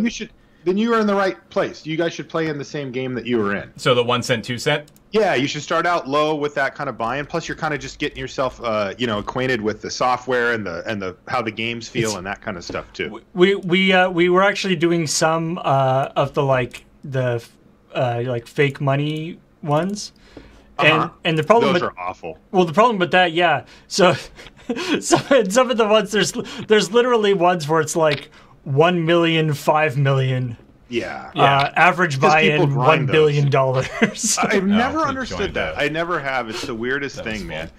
But the problem is that there's like such a huge difference for some reason in the human brain between there being literally anything on the line and nothing on the line. It's just absurd. Like it's 1 cent, 2 cent. Your whole entire stack is $2, and you will sit there and be like, God, can I really make this call here? But if it's like $1 billion, $2 billion, and it's worth nothing, you're like, whatever, call. What does he have? all in 1 billion. Let's do it. Yeah, and you're just like, sure, call whatever, because it's like who cares, right? You'd rather just see what they have. Why? Every time damn it. Where's the take a seat button? Oh, damn it. There was a seat, and then it was taken. Yeah. Yeah, you can hit the join waiting list. Or find seat. Find seat. Oh, there's one player in lot. Oh, there we go. This just gives you a random thing? Yeah, so... No, you want to buy in for the max amount, $2. So $2. Yeah. And the reason you want to do that is because if we get lucky and get in a good spot against somebody, we want to make sure that we cover as many people at the table, meaning we have at least as much money as them as we can, so that we can take advantage of our superior skill sets.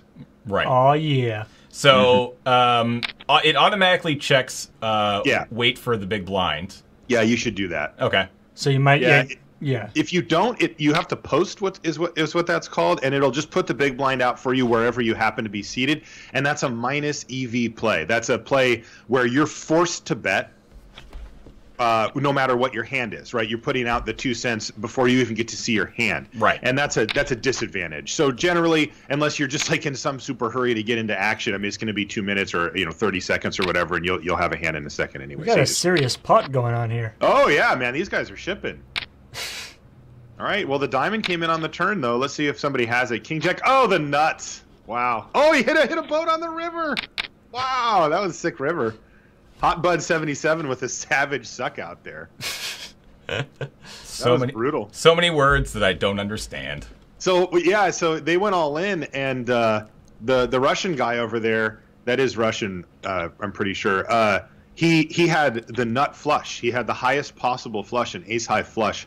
But his opponent had top pair and got really lucky and hit another pair on the river when the board was already had a pair on it. So his hand was king, king, king, deuce, deuce, which is a full house. Right. Which unfortunately for our buddy over there, beats his nut flush. That was actually a pretty sick cooler.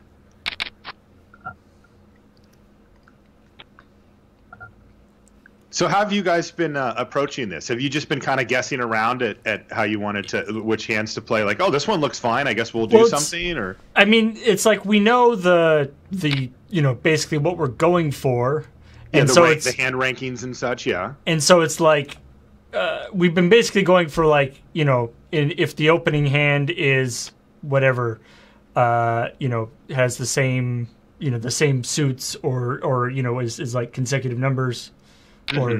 or if it looks something, or it's a pair, or if it looks like there's something in there, then we do it. Otherwise, we don't. Yes. This is such gas. If you open up those suited consecutives, you don't want to let those go. Yeah, exactly. Oh man, this is fantastic.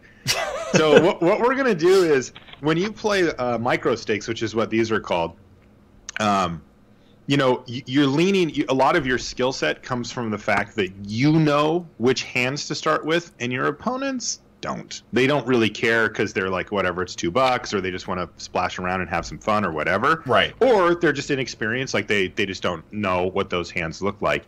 And basically, what they've done in poker is they've mapped out every single possible combination of hand, right?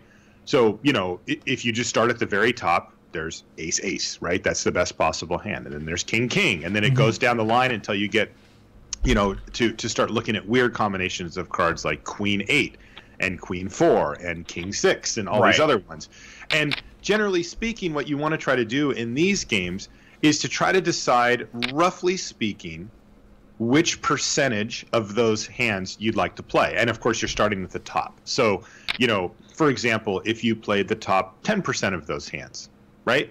That would be the best hands in poker. Right. Those are the best possible hands. And you'd have to wait quite a while to see those, which is, like you said, Paul, part of the reason why people at micro stakes tend to play a lot of tables is because they're folding a lot, waiting for those hands. Right. But you can also play more than the top 10%. You could play the top 15, 20, 50. I mean, you could do whatever style you wanted, and there are a lot of styles in poker that can accommodate that. So that's part of the thing that we'll be looking at when the hand comes to us is sorting out, well, what type of hands do we want to start with? Yeah. Right. So, like, there is sort of a deterministic way of playing, right? Where it's basically, because the odds, obviously, for every hand are known.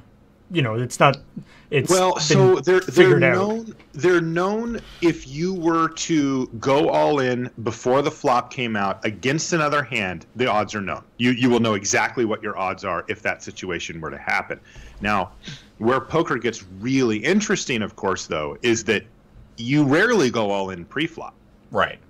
So, for example, let's say you have a really good hand, right? Like an ace king, okay? And you raise and your opponent calls, and you don't know what they have, okay? Now, if you were to be all in, you could turn over your ace king, they could turn over whatever your hand you had, and we could just tell immediately exactly what the odds are that you win the pot, right? Right. That would be easy. But of course, in real poker, the flop comes out. Now you've got 3 cards that you're staring at, and now that changes the numbers all over the map, right? If you hit an ace, and your opponent doesn't hit anything, you're 80-something% to win the pot. If you miss and they hit their pair, all of a sudden, you're like 30 or 40% to win the pot. Like, it completely reverses it on you.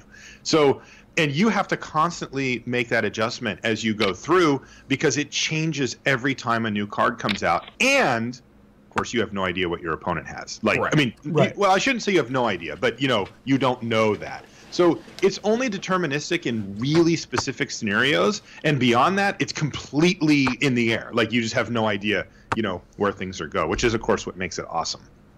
And the sort of betting different amounts in different situations, trying not to scare the other players off, trying to put the pot up as high as you can when you're in a good spot, all that kind of stuff. Yeah, and then so that's a contextual, strategic decisions that you make that aren't necessarily based on what you have, but are based on what you think they have and what the board looks like. A good example is sometimes people like to get really crazy, before the flop with hands like king king or queen queen. Right. But if an ace comes on the flop and you're still in there, that's what they call a scare card. It's a card that they're going to be very concerned about. Ooh, we got hands. All right, we got a hand. Ace-deuce suited. That was a ridiculous hand, by the way. Yeah. I didn't see it. Or there was like $4 on the line on that one. Wow. That's like 2 full buy-ins. So we have... So you have ace-deuce suited, which is what they call a speculative hand. It's a hand that plays best when there's a lot of players in the pot, because you actually want a lot of players in the pot, because your hand, if you hit a bunch of clubs, is the nuts. It's the best possible hand. So you're what we call drawing to the nuts. So in this spot, depending on what these guys do, you're likely to just call this bet and see a flop and see if you can't hit something good. Right. So and because you're on the big blind, you're incentivized to call anyway. Yeah, you've got a discount. This is an interesting flop. This is what they call a dry flop, okay? This is a flop that's very difficult to have actually hit anybody, so it's a good one to bluff at. Right. You also could just check. It's up to you. Right. So I'm going to check here, but what's the difference between just checking and betting there, right? Yeah, so if you just check, you're effectively telling the table, I don't have anything. Like, you should bet here. You should bet like 12 cents or something. Because basically the rest of the players are telling you, I don't have anything. And it's really hard to have something on this flop. It's 6-4-6. Not that many people are going to have such a great hand on this flop that they want to bet it. So we're just going to bluff, because they're telling us that we don't think they have anything. Now, they might, and maybe he'll call and we'll be like, okay, fine. But there's a really good chance that our ace is good here. And look at that. We bluffed. Boom. We bluffed. Ship it. You have to say ship it when you bluff somebody like that. All right, I'll keep that in mind. Ship it. So these are the kind of hands that, before you got here, we were like, so what do we do, right? It's 4, it's a jack, they're offsuit. It seems like we got nothing. It seems like you don't play this hand. You guys nailed it. All right.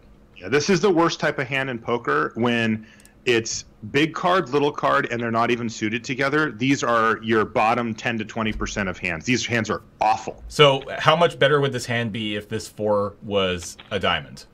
Almost not at all. Almost not at all? Yeah, like you would still fold it for sure. And then we get, so now this next one, 10 ace, right? Yeah, it's a good hand. It's not amazing, but like, you'd call that in the top like 30% of hands, 25% of hands. It's a good hand. Right. Because you could theoretically get some sort of straight out, or you get at least your pairs would be high, I guess. Yeah, exactly. Like, that's a good start right there. Just the fact that, like, if you flop an ace, you have the top pair with a reasonable kicker, and kicker, of course, is that side card. I would call here. Right. And we'll see what you hit. But this is also the kind of hand that you have to be careful about, because the type of hands that people really love are ace with a big card. And this is ace with like a medium card. Right. Yeah, so if you both hit an ace, you can find yourself in big trouble. Like, I would just fold this here. Yeah. We've just completely missed everything. And there's no shame in that. You miss sometimes, you hit sometimes. Yep. The other thing that you guys have to be aware of, strategically speaking, and this is not something that you'll be able to absorb just in one session, but it's just something to be aware of, is the dealer button, the little PokerStars button that's sitting in front of us right now. Yeah, that thing. So that is the most important strategic element on the table, even sometimes more important than your cards. So what happens is when you play poker like this, what we're talking about here is a concept called position, which is where you are relative to the people that you're playing the pot against. And the easiest thing to remember here is that being in position means that you get to make your decisions after your opponents do. Right. And that's good. That gives you a huge advantage over your opponent, because you get to see what they're doing. Right. You just get to simply see, you get to react to how they play. And when you're the one that has to be the first one to stab in there, they can make actions against you that make your life absolute hell. Right. Just, they can bluff you more. They can take advantage of the fact that, you check, you're saying, I don't have anything. And they're like, okay, well, if you don't have anything, I guess I'll just bet. Right. And then you're like, okay, I have to fold now. And you didn't want to show them that you didn't have anything, but you also didn't want to bet with nothing. Ooh, this is my favorite type of hand right here. Okay. This is called a suited one-gapper. I'm not kidding either. Yeah. I figured it out. It's because there is literally a gap between the, oh my God, I'm so good at this You did game. it, yeah. So like in that last game, you saw that the ace actually came up there. Yeah, it did. Yep, we would have hit an ace on the river. But, you can't speculate on that kind of stuff. No, you can't at all. No. So in this situation, you want to raise it to 6 cents. Yeah. So basically, anytime you're going to be the first one to come into the pot, you should always be raising it for in a game like this. You never should. Limp is the term. It just says call the big blind.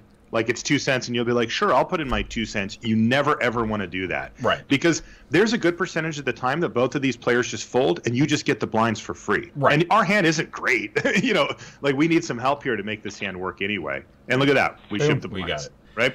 And again, that was 10-8 suited. That wasn't some monster hand. And we just won money for free because we decided to raise. Right. So you want to make sure that you're doing that, whenever possible. This seems like a bad hand. I agree. Okay. Yeah. So this is the split, but without suited. Exactly. It's a non-suited one gapper. I'm curious because you just and this is what fascinates me about watching poker sometimes, is that you just snap, say, raise 6 cents. What? Mm-hmm. So what's the reasoning behind just why was the 6 cents the instead option of there? 8 cents or instead of doing like 8 or 10 or whatever. Yeah, so games like this tend to develop standards, for lack of a better term, where people just do similar actions to each other. And 3x or tripling the big blind is the standard open raise at a ring game like this. Okay. At a table with this many players. nothing. Yeah, that's an easy fold. That's one of the worst hands. Yeah, and so that's just, a good starting point. And the reason why you do it the same way every time is because, for example, if we had ace-ace, we would have also raised to 6 cents. Yet we had 10-8 suited and we raised to 6 cents. And that way our opponents can't ever figure out which one we have because we're raising to the same amount each time. Right. Mm-hmm. There was a different mode of poker that we saw in the thing that's like, I forget what it was called, but it like Zoom poker. Yeah, so like as soon as you fold, it jumps you to a new table.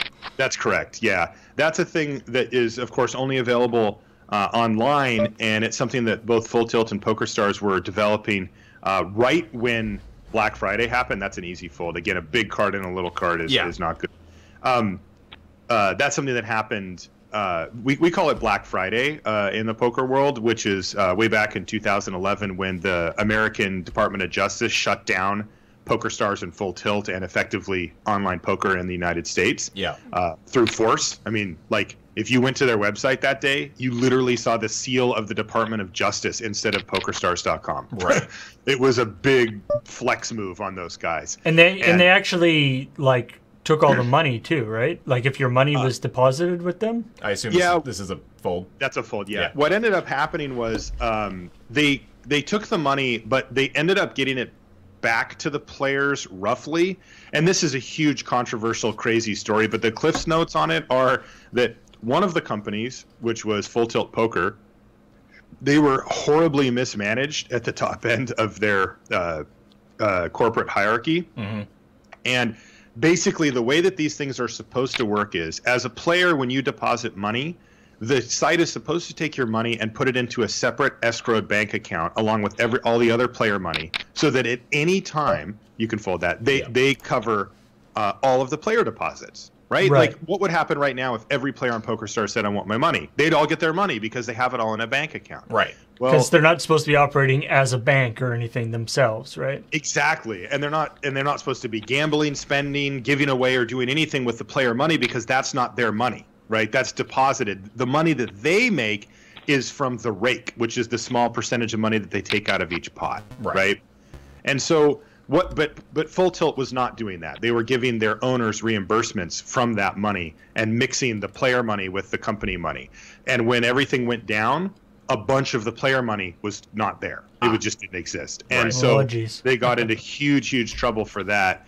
PokerStars, on the other hand, did appropriately separate out the money, and they paid back their players. Full Tilt, it took 2 years, and it also took PokerStars literally buying Full Tilt to do it. You can call or fold. It's up to you here. Yeah, I was going to say, so like everybody is out except for this one guy who went up to 6. Yeah, you can call. Why don't you call? And then just see a flop. And if you don't hit, you can just fold it. Yeah, this is it. And then you just check here, and then this person's going to bet, and then you're going to fold, and you're just going to be like, no big deal. Yeah. But this is a pretty scary board for you to continue on. Right. Anyway, and then eventually most people got paid back as well from Full Tilt. It was a crazy time to be around in there. What were we talking about before that? So the Zoom. Oh, yeah, Zoom. Zoom. Yeah, so they were coming up with that right when Black Friday was coming down. And it's exactly how you described, Paul. You play a hand, and once you do, it just takes you off of the table and enters you basically into a pool with all the other players who are still playing, puts you all at a table, and deals out a hand. It's kind of like the new thing that Magic Online's doing with the jumping you around in the middle of a draft, right? Oh, you mean for the leagues? Oh, for like For leagues and leagues, stuff? yeah. Yeah, kind of. Yeah, it has a similar thing. Instead of having it be confined to one table, it's confined. Instead, it's confined to the whole player pool. And that way, yeah, it's quite similar. So you go. So I guess it means you get to play fast, but obviously you don't get any of the actually learning your opponent's aspect. exactly, that's it. Ooh, ace versus Ace. king. Look at these two. By the way, Carpe Mentum is subscribed. Hey. And Hascow is resubscribed for 39 months in a row, saying Marshall knows what he's doing. Knowing what he's doing is a great addition to 18 Games Academy. Yeah, this is highly unusual.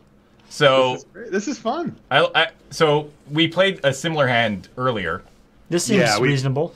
The suited. We played the suited. The suited version, though. Yeah. So this guy's going to time out and fold, but we're going to go ahead and raise here, and I'll explain to you why after the hand's over. So do we do the 6 like before that? yeah. Yep. Exactly the same. Yeah. I bet someone was saying the 3BB is like 3 times big, like that's an automatic 3 times big blind button. Yeah. That's what that means. And look at that. So we got that. shipped Yeah. it again. Right.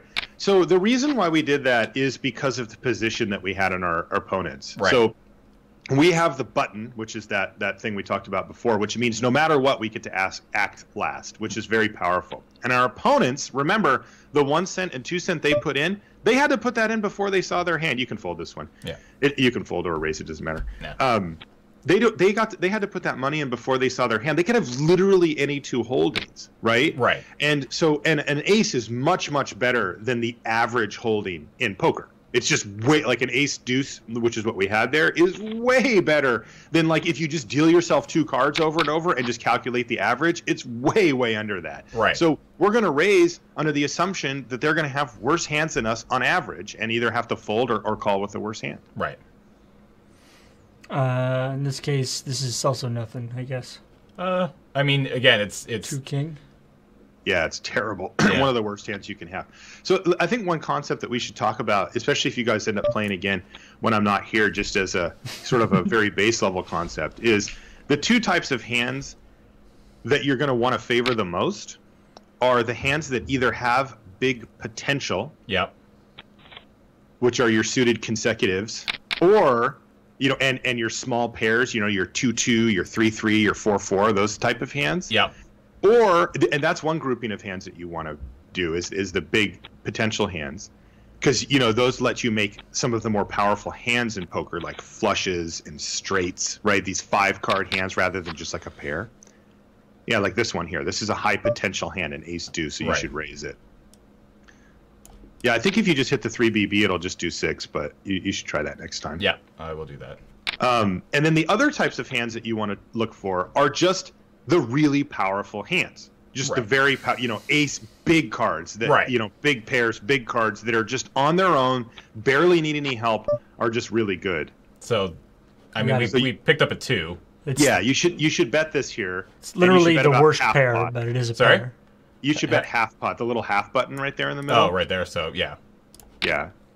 You maybe want to bet 10 cents here or whatever instead, but it just in the interest of the stream and laziness, it's fine to do this way. Right.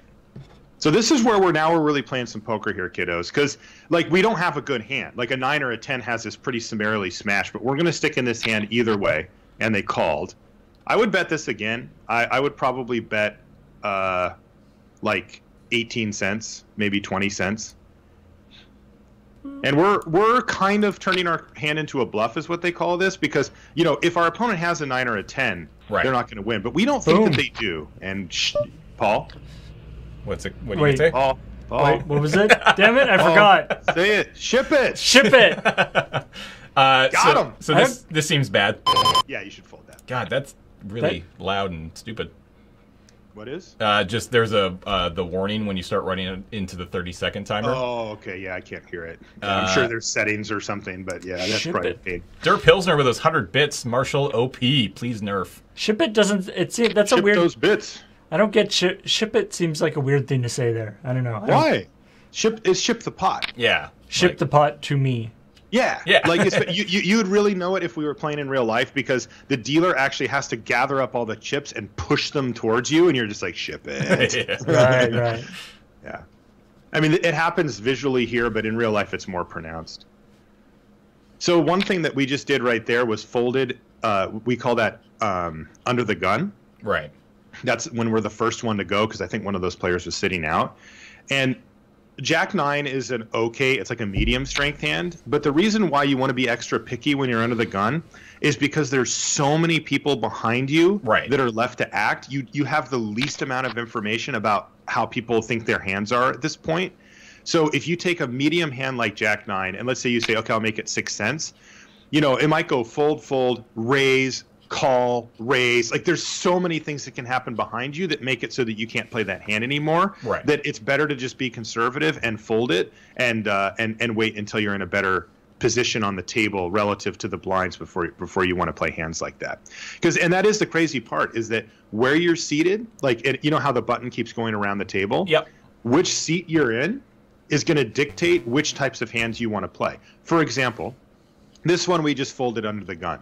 If we were in the seat that the guy is with the pirate there on the button, and everybody folded to us, we would raise. Right. We would literally raise this hand and try to make the blinds fold. It's that different. Ooh, I just went all in. Also, a Bear with Upside with 100 bits says, 3 of my favorite people playing a game I've wanted to dig into for a while. Thanks for making my sick day better. You're welcome. And hey, Z-Beg has just subscribed. That's a name I recognize. And going all in worked out for Dimitri Obo. Did the other guy fold, or did he ship it? I'm not entirely sure. Okay, but you can look at the last hand thing. But anyway, we definitely want to call here, because Peter Strike is on full-blown tilt. Or did he just win that pot? No, he did not, because he definitely had more money. I think Dimitri won it? Yeah. Did you see, Paul, if Dimitri won that pot? Anyway, just call. Yeah. And then you check here, because we missed, and also because our opponent is supposed to bet this flop, and we probably can just let this go. We'll see what they do. Yeah, Dimitri went all in, and the other guy folded. So, fold here? Yeah, I'd fold. Yeah. Like, we need a little bit more. We call it equity, right? Like, what our chances of winning versus, you know, a reasonable range of hands is. And we had not a ton there. We had a little bit. You know, 20-something% or whatever. Right. So this is 4-3 off. Sort of marginal. Yeah. But I guess we... yeah, 4-3 off is pretty bad, and now that somebody's raised it, you can go ahead and fold. But by the way, have you noticed that Peter Strike has raised the last 3 hands now? The one that he got into, the big one, the one with us, and now this one? Yeah. Oh, yeah, he's steaming. Well, because he's got a big stake, so he can sort of throw it around a little bit, I guess. Yeah, but the thing is, he lost that hand to Dimitri, and he's just pissed about it. Like, that's what's happening. He's just like, he got bluffed, or he feels like he's angry about it, and so he just wants to try to get his money back. And we're going to try to take it from him if we get a decent hand here.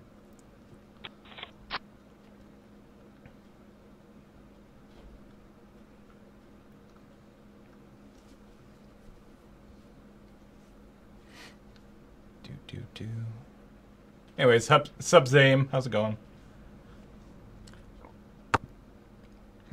All right. Bet.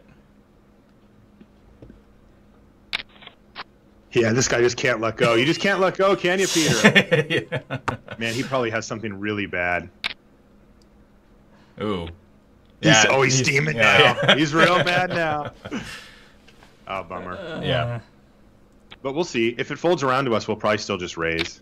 Nope. I saw somebody asking if you've ever done a poker podcast, Marshall. Yeah, well, it's funny. I've never done one, and I've never made one. No. Myself, but I have guested on one, or not. Maybe I wasn't a guest. I don't know how to put it. So, there's a podcast by a poker player named Bart Hansen. He's been doing it for a long time. It's really, really good. And he had a segment where he would let you send in hands for consideration on the show. And I sent one in, and he wanted me to come on the show to talk about it. And so I did, and then I ended up doing that twice with him, where we went over hands that I had played. Ooh, suited one gapper. Yeah. We love these. Ooh, and Peter Strike coming in for that big raise, too, 6 cents here. So we're going to try to stack him. you can just call. Oh, re-raise. No, I'm not telling you to. We got re-raise. Yeah. But this is what we call a min raise. All right. The guy made it 10 cents off a 6, so you can call. All right. And then what's interesting here is that this does open the door for Peter to re-raise. If he's really steaming, he can jam a whole bunch of money in this pot here. We'll see if how feisty he feels. This is called squeezing if he does it, basically. Which he did. Raising more. No, he didn't. He No, just called. they just called, yeah. Dimitri might squeeze. No, Dimitri called too. So we got Ooh. We got a 9. we got a little piece, but it's a pretty bad flop for us. Aces and kings are the two most likely cards that our opponents could have in a spot like this. So but checked now we're all actually rounds. going to bet. No, you should bet. Yeah. You should bet like 26 cents or something. This is a bluff. Yeah. Make no mistake. Like, this is the type of hand that if we get called, we're basically just jumping ship immediately. If we get raised, we have to fold. Right. But it's also a reasonable spot to do so just because it's such a scary flop. Okay. Oh, dang. Nice. We did it. Now we're going to end up going all in, and if we get beat, we get beat. But we're definitely going to end up shipping here. Now just go all in on them. So just max button here? Yeah, ship it. Whoa. Yeah. Get it in. What do you got, Dimitri? You got the ace king? No! What a bad beat. Oh no. All right. So Yeah, so as it turns out, that turn, the 7 on the turn, was the worst card for us because it let us go all, it encouraged us to go all in. But that happens sometimes. Yeah, no, absolutely. So just buy back in on this one? Or? Oh, yeah. Yeah. Definitely. We know these players so well now. Yeah. We're seriously in the tank now. Yeah. Usually there's a button that'll let you rebuy automatically, which you probably should do just because you don't miss hands that way. But whatever, Right. you don't. It's not that important for this thing. We don't gotta wait for the whole thing to go around again, do we? No. It depends. If you've already paid your big blind for this like rotation, it won't make you. So it shouldn't. Oh yeah, it's not checked. You can sit out, but you. Yeah. Yes, this is actual money lurker spine. It's not a lot. Like, this is literally 1-to-1, right? Like, this pot is 42 cents. Yeah, I mean, we US. lost $2. That's why it's fine. But I mean, we would have made the same play anyway. And also, it's interesting to look back at the hand and think about Dimitri, right? Dimitri had ace king, called a raise from Peter, then just called a 3-bet from Peter, from all of us. Right. Dimitri played that very conservatively. Then flopped an ace and a king and checked. Right. Did not bet. So he's sort of reverse bluffing that. Yeah, it's called a slow play, what Dimitri was doing. Dimitri was basically thinking, my hand's so good that I don't want to scare people off from having that have a worse possible hand. And we fell for it. Yeah, well, we kind of did. All right, so here's a high potential Oh hand. wow, Dimitri's Dimitri's way out ahead now. Oh yeah, Dimitri's running up that stack for sure.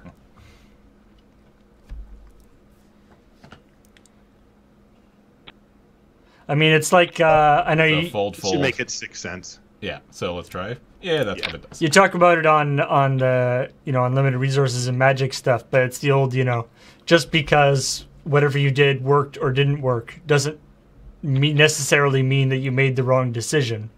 That's right. Sometimes the odds just don't go in your favor. Yeah, and I mean, poker's where these things came from for me. This is where that whole concept came from. The don't be results oriented. Yeah. Like, I think that our play was correct there. I think that hitting 2-pair on the turn, on average, you can fold that. Our opponent would have, like, if let's say our opponent had ace queen rather than ace king. Right. They are going all in. They will absolutely pay us off there, and then we win that pot, right? And I think that there's a lot more hands that our opponent would go all in with than just ace king. That's just one of the possible holdings that they could have. Of course, it's also interesting that it's made less likely that they actually have ace king by the fact that there's an ace and a king on the board, right? Right. Because there's only 8 of those cards total in the deck, and 2 of them are already spoken for. They have to have the other, 2 of the 6 that are remaining. That's kind of hard to do. Wow, lots of people. Yeah, they call that a cooler. That's what that's called when you have a good hand and your opponent just has a better one. Right. And then the other types of hands, this is for your future bad beat stories or whatever. It's called a bad beat, and that's when your opponent that's when you get your money in and you're ahead, and then they hit the card that they need on the last couple of cards. Ooh, big bet. Ooh, top set. That's a nasty one. Can fold that one. Yeah. Again, you're under the gun here again, right? Small blind, big blind, and then if you're the next one to go, that's when you're under the gun, and Right. that's when you want to be your tightest. That's when you want to fold the most percentage of your hands. And I mean, that was a terrible hand, so that was a no-brainer. But even some of the hands that you'd like to play, sometimes you'd probably just want to let go there. You know, those suited one gappers we talked about earlier. Man, Dimitri just running it up. He's almost at $6 now. That's 3 buy-ins. 50 bits from Richard says, I didn't know they left competent people, or they let competent people on the stream. Just this one time. Don't worry, we'll be back to tomfoolery next week.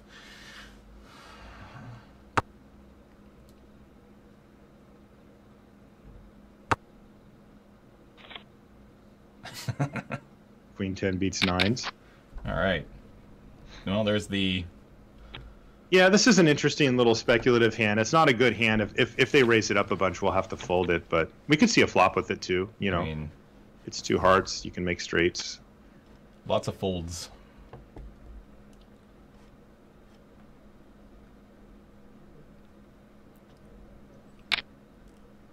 So they raise the 6. Yeah, let's see what Rusky Tank does. They Yeah, you folded. can fold. Yeah, you just fold Just it. fold here. it. Yeah.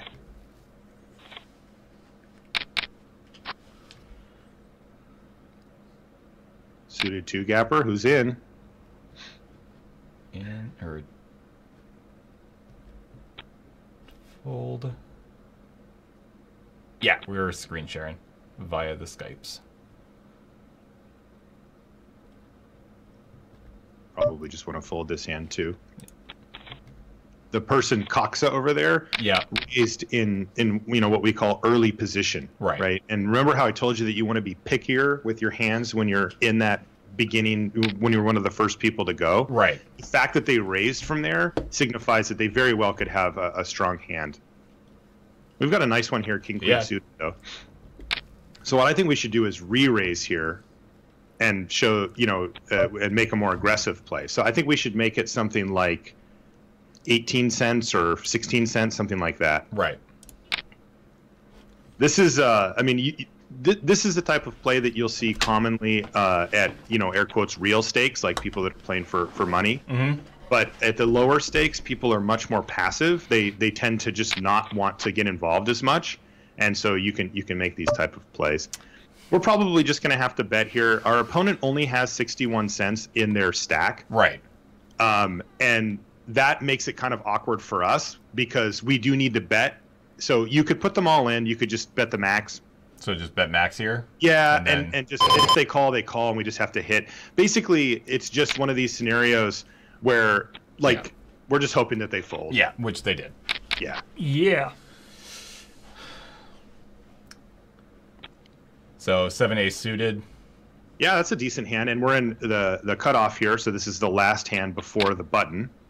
The hand to our right is called the hijack. These all have their own special little names. So we just raised this, or we... Yeah, Yep, yeah, except for you want to raise it to 8 cents rather than 6 this time because you do have one other player in the pot already. Right. Yeah, it's not just, you're not the first one to open. DTYNT limped. That's called an open limp. Okay. Yeah, he just said, okay, I'll put 2 cents in and see what happens. And these are the type of people that we really want to take advantage of. Damn. You should just fold this. Yeah. That's a nice raise there from Coxa. This is obviously the worst type of hand. But you can see how you can play multiple tables like this, right? Yeah. Oh, yeah. I mean, 14's a bit much, but Yeah. but it took me a long time to get to that point, to be honest. Right. So I'm just folding this hand? Yeah, easy fold. Yeah. Yeah, I was actually reading a story about somebody, like there was a lot of consternation in the poker community at one point. There was some player that everyone thought was using a bot to do their poker Yeah, I playing. think I know who you're talking about.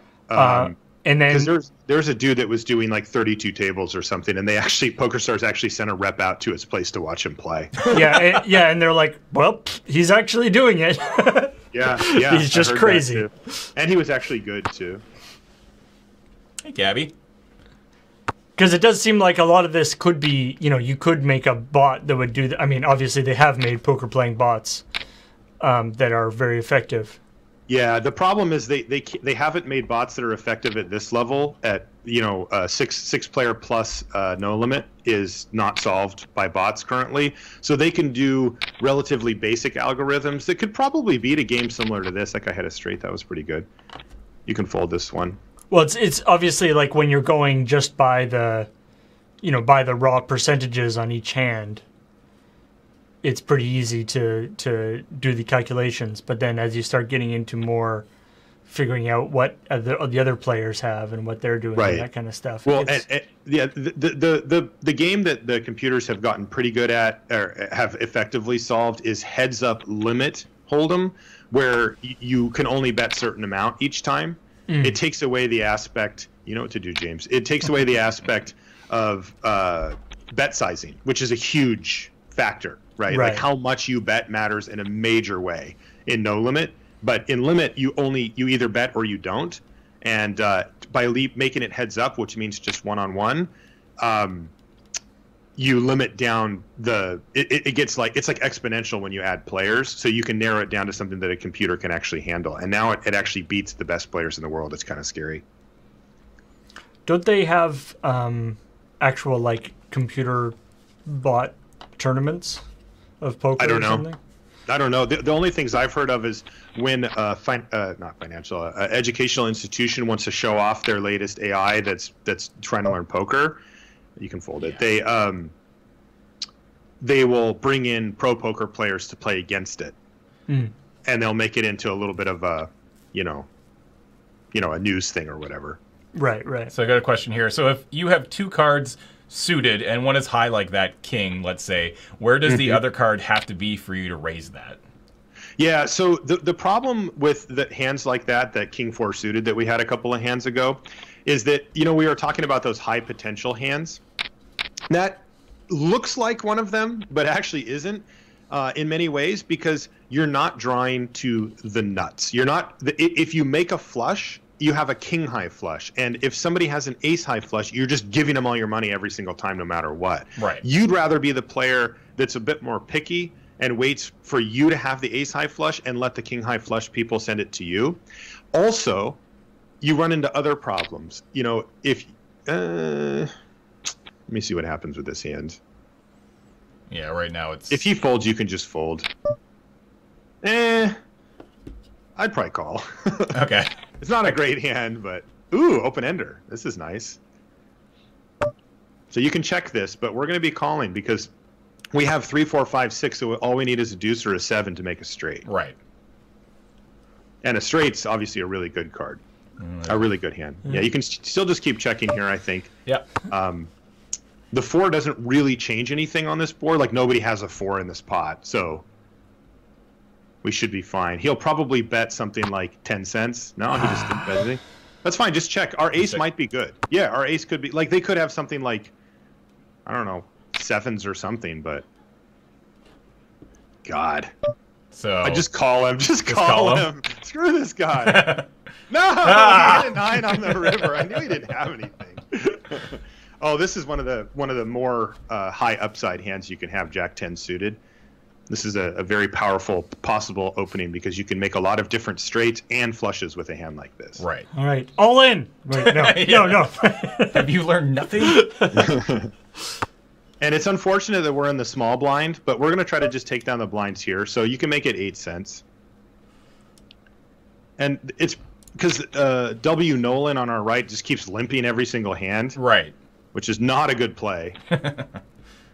And they just limp folded. Like, that's a play that, like, if you play at any stakes where there's actual money on the line, you will effectively never, ever, ever see any competent player do what W. Nolan just did there, which is limp in just to see what's going on and then fold. This is a hand you definitely want to call. Right. And I would raise, but I don't think you should. Interesting. Yeah, I mean, that's we're a little bit more down the line type play, and I think it's better for these hands to just see if we can't flop some big piece of the flop here. Is that the Geico Gecko? Not quite. Oh, damn. That's a big raise. That is a big raise. Now we'll see what happens here. If they both call, we could consider calling. If they both fold, we'll just have to let it go. They called. They folded. So, Peter. I would call. I'm an idiot. I'm just gonna see a flop with this hand. Yeah. You're supposed to be the voice of reason. So we picked up a 4. If you played poker with me, you probably wouldn't call me the voice of reason. I'm not like crazy or anything, but like I like to make plays like this. So yeah, we got that pair of 4s. That's something, but not much. Yeah, this is an interesting spot. We're kind of out on a line here. I would call. Okay. It's hard for our opponent to have hit this flop very hard, and we have a decent amount of equity. But we very easily could go broke in this hand. Like we are very, very much on like a thin line here. All right, so Spider-Mate's out. Yeah, I want to see what Peter Strike does here. Assuming he just shoves, he's just going to be like, I'm all in. Yeah, he's just going to put you in. I would call. You're probably going to lose, but we have enough equity that it's probably worth calling. Yeah, no, I mean, this is fine. I'm not... Yeah, he's got king, so we can still hit. Nah. See, that's the thing, is that even against that hand... I'm curious. You hit that little... Yeah, auto buy-in? Yeah. Yeah. Hit that little rewind hand up there, and I'm going to... should I wait to buy in then? No, you can okay, so buy in this one? So... This? Yes, leave that up for a second for me, okay?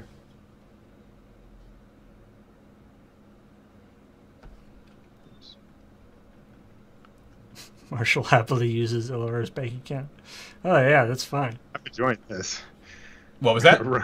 That I'm enjoying this, running it up on your guys' bankroll. If you could, do you think you would stream poker if you could play poker at home? Yeah, I would. Yeah. I mean, obviously you would play. If I lived in a free country, I would totally play. And Yeah. Yes. Yeah, I would for sure. That'd be fun. Do you want me to keep this up still, or? Yes. Just keep it around. You don't need it up at the very moment. Because we can say we're back here. Actually, you can see the whole screen, so I'll just do this for now. Oh yeah, I can still see it. Yeah. Just need to move to Canada. Or New Jersey. You know, I know a lot of people that have. Yeah. Well, I was talking earlier about the streamer Jay Carver. Mm-hmm. Yep. Yeah, I watch him a bunch. Mm-hmm. And he's really good. He's a great streamer and a really good poker player. But he bounces around a lot. Like, he moves to Canada, he moves to New Jersey. He's constantly moving around. Yeah, that's very common among high-level poker players these days because they just have to, you right. know? All right, so I'm letting you play here, by the way. I'm punching in some stuff. Can you show me the board again real quick? yeah. I mean, this seems like a fold. Yeah.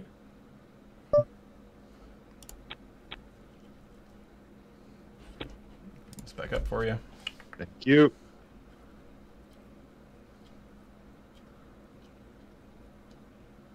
Delaware, New Jersey, and Nevada. Those are the 3 states. I like this hand. It's actually a point. It's kind of funny that it converted everything's operating in U.S. dollars when you can't actually play with U.S. You can't actually play in the U.S. But So we had about 11% win percentage when we went all in on that last river bet with our pair of 4s versus the kings, which is actually a little less than I would have guessed. I would have guessed it would have been closer to 15 or 20. Yeah. That's fun. But the thing that gets kind of complicated about poker and that you get used to after you've put in the work sort of when you're not at the table, but it can be difficult, is that you have to remember that you're always looking at it as like a betting on scenario rather than just a simple, do I think my hand is good, yes or no? Like, for example, in that position, we were very likely to be behind Peter Strike's hand, and we knew that already. Like, when we called, we're not like, oh, our 4's great, let's do it. You know, it was like we knew. But what happened was, with all of that money going in the pot prior, remember, Spider-Mate put in a big bet pre-flop, too, so he had a bunch of money that was just dead in there because he had folded. He can't ever win it. Right. And What that meant was that the last bet from Peter Strike was what, $1.21, and so there was Peter Strike's $1.21 plus whatever else was in the pot. It was something like $3 or whatever. That's $4 and change in the pot, and in order for us to win that, we only had to risk $1.21. Right. And so, roughly speaking, we were getting about 3.5 to 1 on our money. Mm-hmm. So for every $1 that we risked, we stood to gain about $3.50, just randomly, or just roughly. Yeah. And so that means that we only need to win that 1 out of about 4 times for that to be an equal money play for us, so that we're not losing money. We don't need to win it every time, or even more than half the time. We only need to win that exact spot about 1 in 4 times. Now, as it turns out, we were only going to win it about 1 in 6 times. So the call that we made was bad. Like, if we knew exactly what our opponent had, we would have folded there. But it wasn't that far off, And there's a lot of hands that our opponent can have that we are much further ahead. So I think the call was fine. I would call here, by the way. Yeah. I love 9-10, though. It's kind of one of my weaknesses. Oh, ooh. Damn. Ding! That's a... we flopped a straight. We did it. That seems fine. Yeah. So how do we do this? You should check here. Just check here? Yeah, and the reason for this isn't deception. It's that you're expected to check here, and this type of flop is very likely to have hit our opponent's range, is what we call it. Right. They're very likely to have kings, queens, and jacks in their range. Now you can raise them if you want. So just raise to 16 there? No, I would raise it to like 22. Because we want to try Lord's going to fold, but we're going to see if Nolan is just c-betting or if he actually has a hand. Yeah, he just didn't have a hand. So we got a little unlucky there, because it would be very common for our opponent to have, king, queen, queen, jack, ace, king, low card, king, 10, all these type of hands that they can have that we can actually hit. Right. And so that he would think that he had something. Yeah, it's likely that either of them does, but you still bet it anyway, because if they don't have anything, then they're never going to give you any money anyway, and you want to make sure that you can build up that pot. You should fold this. Yeah. Yeah. Just go right corner. Full on right corner. Oh, back over here. Sorry, left corner. My bad.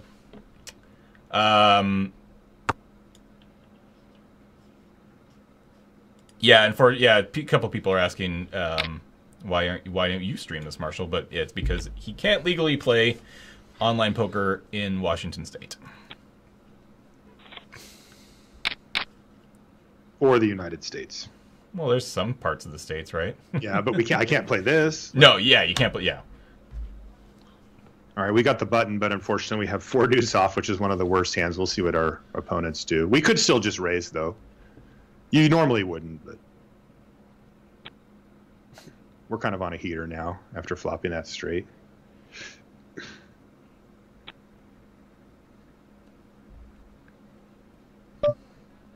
Yeah, raise it up. Screw him. No, not min raise. Oh, fuck. You got to make it 6 cents. Yeah.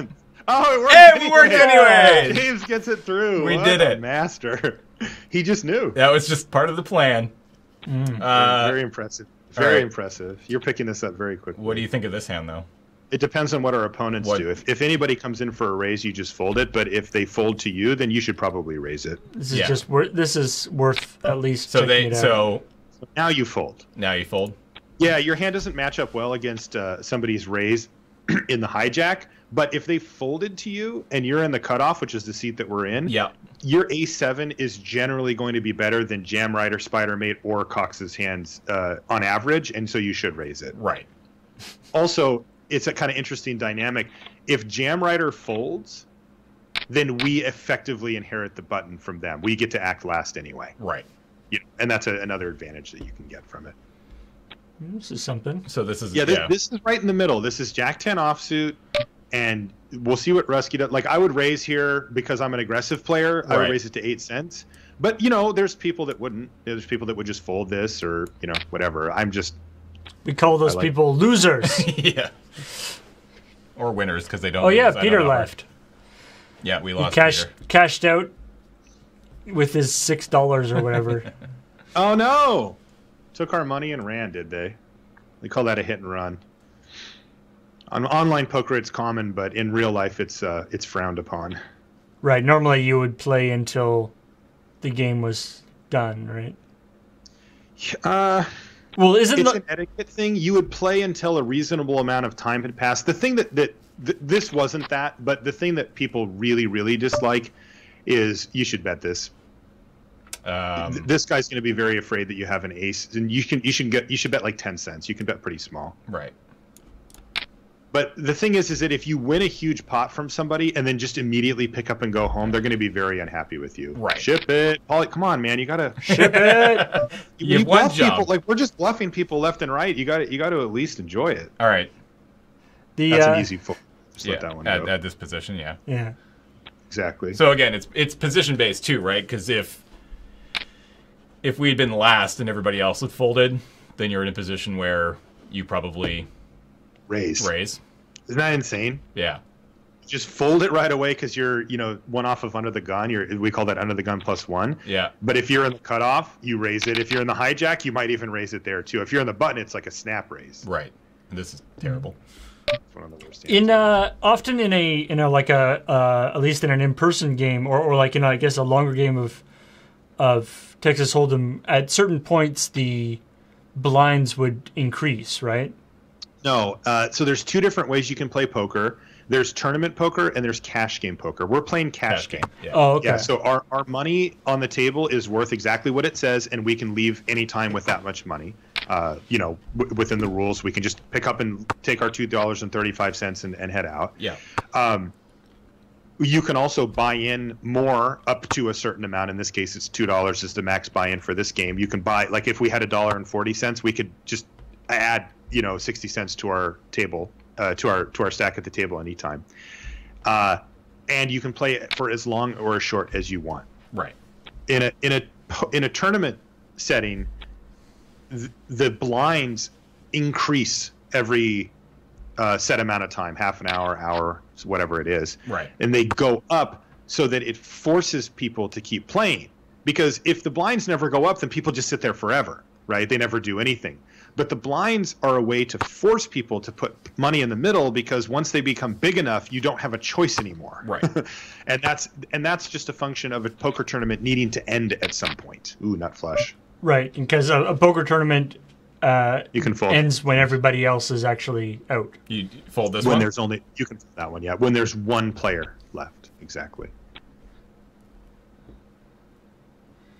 But that takes an incredibly long time if the blinds don't go up. So that's a huge dynamic, and playing a poker tournament versus playing a poker cash game requires a vastly different skill set, as such that they are similar games, but like, we're talking booster draft at the Pro Tour and a game of EDH with your friends. Like they are, not that either of the, like I wouldn't ascribe the skill set of those to either of the poker things, but that's how different they are. But the gap like, is the same, is similar, yeah. Yeah, it's just it's like, it's like if you speak a language and somebody speaks in like a dialect that you kind of know, you're like, I'm hearing a lot of words I think I know, but I can't actually understand you. It's like that. It's like, it's pretty different.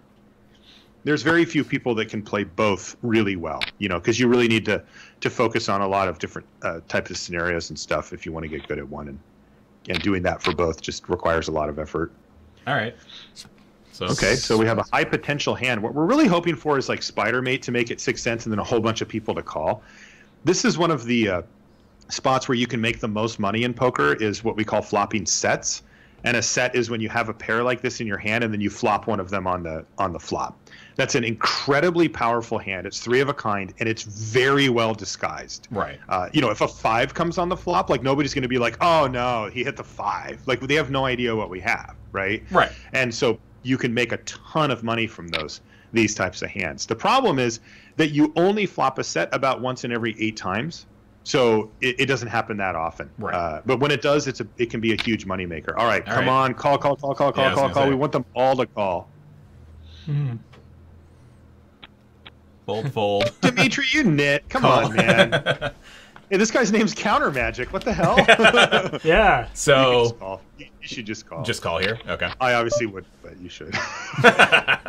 And now you can check. This is going to be most likely just a check fold scenario, meaning that you're going to check, and if anybody puts any action in, you're just going to let it go. We just completely missed the flop, and on top of it, it's a type of flop that is likely to have hit one of these players with a king, or excuse me, a queen or an ace, and we just don't have a lot of chance to. So we just keep checking here then, because that didn't help us at all, right? So that's right. You were in fact it hurt us.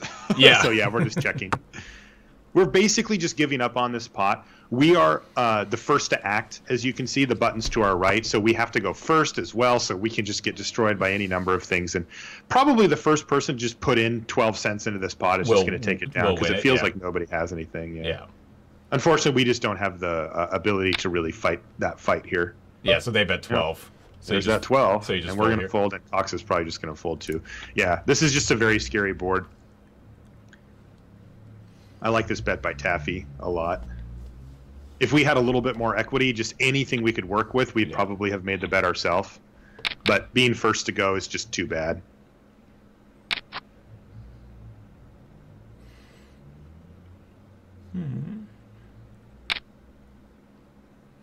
So this Raise is 8 cents. So this is kind of a marginal one, but I guess we've got the luxury to sit back and see what's going to happen. Yeah, we get a chance to sort of view, like, for some reason Cox has now made it 8 cents rather than 6, even though he was making it 6 before. I don't know why, but whatever. Probably just going to fold this hand. Yeah. Like, the decisions, like, the thing is, like, you guys have to decide. Yeah. You can fold here. Yeah, like, no. what do you want to do? Like, because there's different ways that you can play, and there's some viable ones. You know, for me, given how low the stakes are and stuff, I'd be splashing around a lot. Right. You know, I'd be raising, and we have been, frankly. Like, I think that if you're sitting at the table, I'm explaining these things to you, and you guys are like, okay, that sounds good, we'll bluff here. But the rest of the table probably thinks that we're a very active player. Like, they're probably like, Jesus, this guy just keeps betting and betting and betting. You know, right? It's just, it makes sense when you logic it out. It's just that from the outside, it just looks like you're just like bet, bet, bet, bet, bet. You know. Because our style is aggressive, you know, that is how we're running. But you know, this is a hand where you could have taken a flop. You could just call and just see what happens. Mm-hmm. Like, it wouldn't be the end of the world, but it's loose. It's loose play. You know, you're kind of mixing it up, and if you lose some buy-ins, you're willing to lose them. All right, now here is a good hand. This is a well, again, a suited connector, and you're going to want to call here. So this is a high potential hand, right? We're trying to make straights and flushes or two pairs with this hand. It's also disguised. You know, we call here, our opponent could be thinking that we have king queen or king jack or ace 10 or, you know, all these big hands, and we've got these two sneaky little cards that they may not suspect. Right. So we're calling because we're not necessarily that confident in these guys, or we're just trying to lure other people in, or? Yeah, no, because this is the type of hand that if we raise and our opponent, we can fold this in, and our opponent re-raises us again, we have to fold. Right. And we want to see what comes out on the flop because we have such a high potential of making a really big, you know, powerful hand. We don't want to let somebody take that option away from us. By the way, Icy in the chat pointed out the reason why Cox made it 8 cents that hand, which I had overlooked, is that a player had come back to the table and posted their big blind, so there was actually an additional 2 cents, so they were just adjusting for that. So it made sense. Yeah, this is a fold. That's a bad.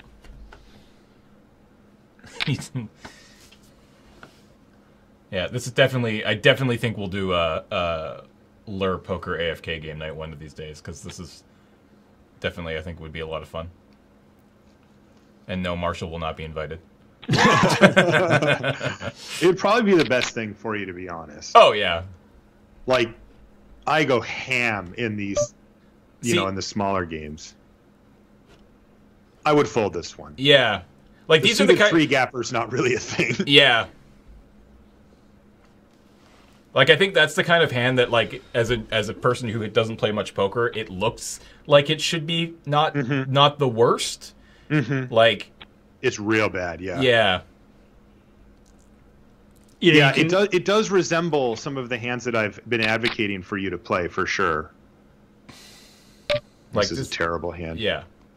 But, like, so if this king was an ace, how much better then it's better. Then it's better. Yeah. Yeah, a lot better. Yeah, then you would actually call the bet. Like, it's that much different. Right. Again, you know, when you're drawing to the nuts, meaning that when the hand you're trying for is the best possible hand, that has such a huge difference over the king. Because the king, if you hit the flush there, you have king deuce of clubs. If you hit 3 clubs, and you go all in against somebody and they have the ace, you get stacked every time and you're always going to go all in. Like, you can never fold a king high flush, right?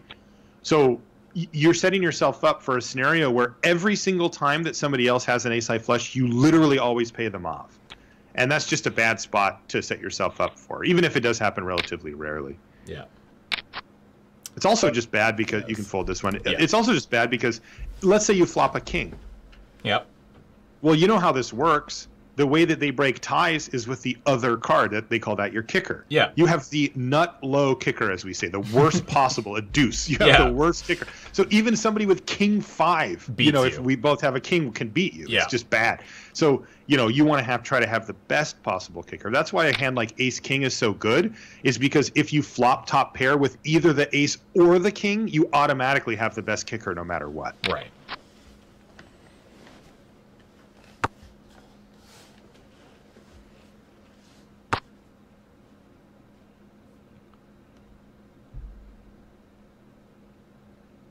We haven't even picked up any big hands yet. We've been kind of scrapping, Right. Yeah. We've been bluffing a lot and winning kind of medium to small pots with like, marginal holdings. But we haven't even gotten like aces or kings or queens or anything like that yet. At least not since I've been here. We'll get it here. This is it. Nope, this is not it. Oh, queen 8 offsuit.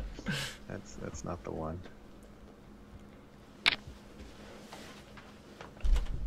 And again, what we're paying attention to here is the fact that Jam Rider is opening. Opening just means being the first person to raise. Yeah. Opening under the gun, so in the very first position here. Which indicates that they could have a very strong hand. Right. And and our hand was already bad, but it means that we're not even thinking about speculating here. Ooh, the true Spainer. This is Ryan Spain's favorite hand, and in fact in these exact configuration, like Jack 8, both spades, we call that the Spainer. Okay. This is a hand, in our poker game that is, this is a favorite of Ryan's. And I think we should call here. I like trying to see a flop with hands like this. There's just, again, they just have a lot of potential. Right. 2 pairs, straights, flushes are all possible. And if we miss, we can just fold. It's not, we're not putting our bankroll on the line here. So, here's an interesting flop. Right. So you should check. You should always check this flop no matter what. Yeah. But now we may have to put on our seatbelts here because Counter Magic's probably going to c-bet, and we're going to call, and then we're going to check the turn, and then we're going to really find out what they have. So call here. Yeah. Because we have an 8. They have to have an ace to beat us. And then check here. Yeah, check here. And if they check back, then they don't have an ace, and we're probably good with our 8. If they bet again, we have to really consider folding here. Yeah, I would just let this one go then. Okay. That's a good bet. Like, most players at this level just won't. They call that a 2-barrel. If they're bluffing, they won't bet twice. They will just bet once to see if you'll fold because the flop is air quotes scary because it has 2 aces on it. Right. And then when you check to them again, they get scared. You can fold this. Yeah. That they'll get scared that you have the ace and they'll just check it back and then But if they bet again like that, they often have the ace, so we can just let it go. Sick. We are the number 2 poker streamers on Twitch right now. Are you serious? Yeah.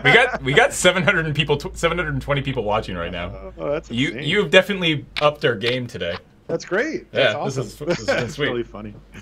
Speaking of which, Dr. Disco Hands has just subscribed. The man with the fancy hands.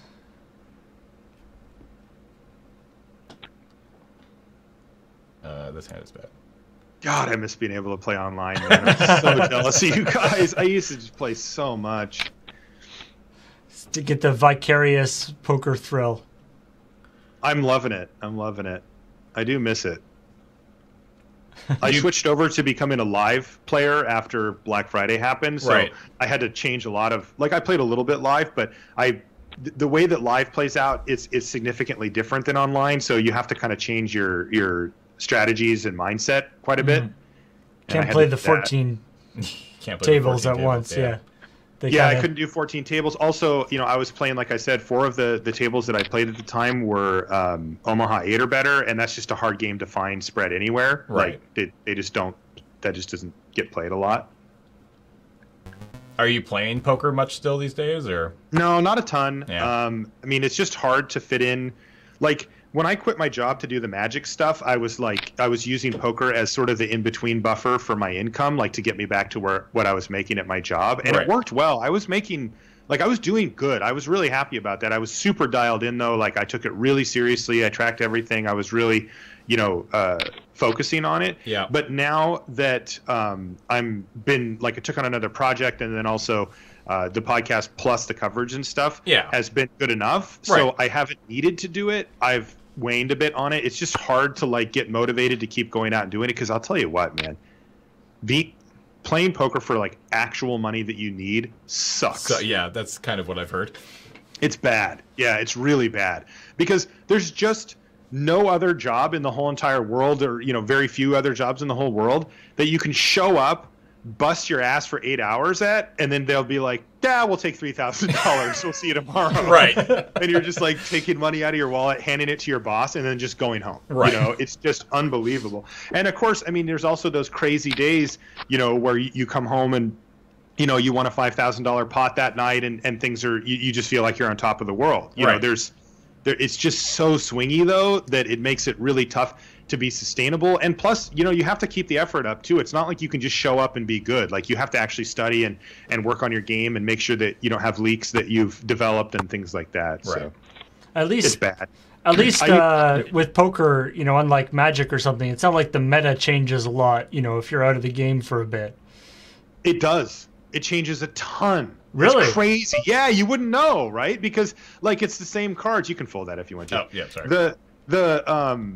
I know it sounds crazy because the deck hasn't changed in since it's been invented or whatever, but the way people play has changed so much, so absurdly much since I started playing, which was in the early mid 2000s. Yeah. It's just insane how different the game is now, and it continues to evolve. Like if you do not study up and you do not keep up on this stuff, you will fall behind 100%. It's strange. Is that because of online poker and stuff? Has just sort of changed the dynamic? Absolutely. Yeah, online poker changed everything. Everything. I mean, when I first started playing, I wasn't very good. I mean, I was learning how to play myself, but even then I was just shocked. Like people were horrifically bad, both online and in real life. Like they didn't know the rules. They didn't know what the hell they were doing at all. And then they started getting better and better. Now, even a game like this, like we've been playing here for a while, and we have still yet to see anybody just get stupid crazy out of line where you're just like, what is this guy doing? He's just going all in every hand, or he called off his whole stack with a no pair, or he didn't know what board read, or he thought he had a straight and he didn't even know. We haven't seen anything crazy like that. We've seen some pretty reasonable showdowns, you know? Well, and this is 1 cent, 2 cent. This is literally the lowest stakes you can get. Literally the lowest stakes you can get. Yeah. It's just crazy. I mean, so many people came into this game within the last, especially, I'm thinking early 2000s, this game sort of just took off, right?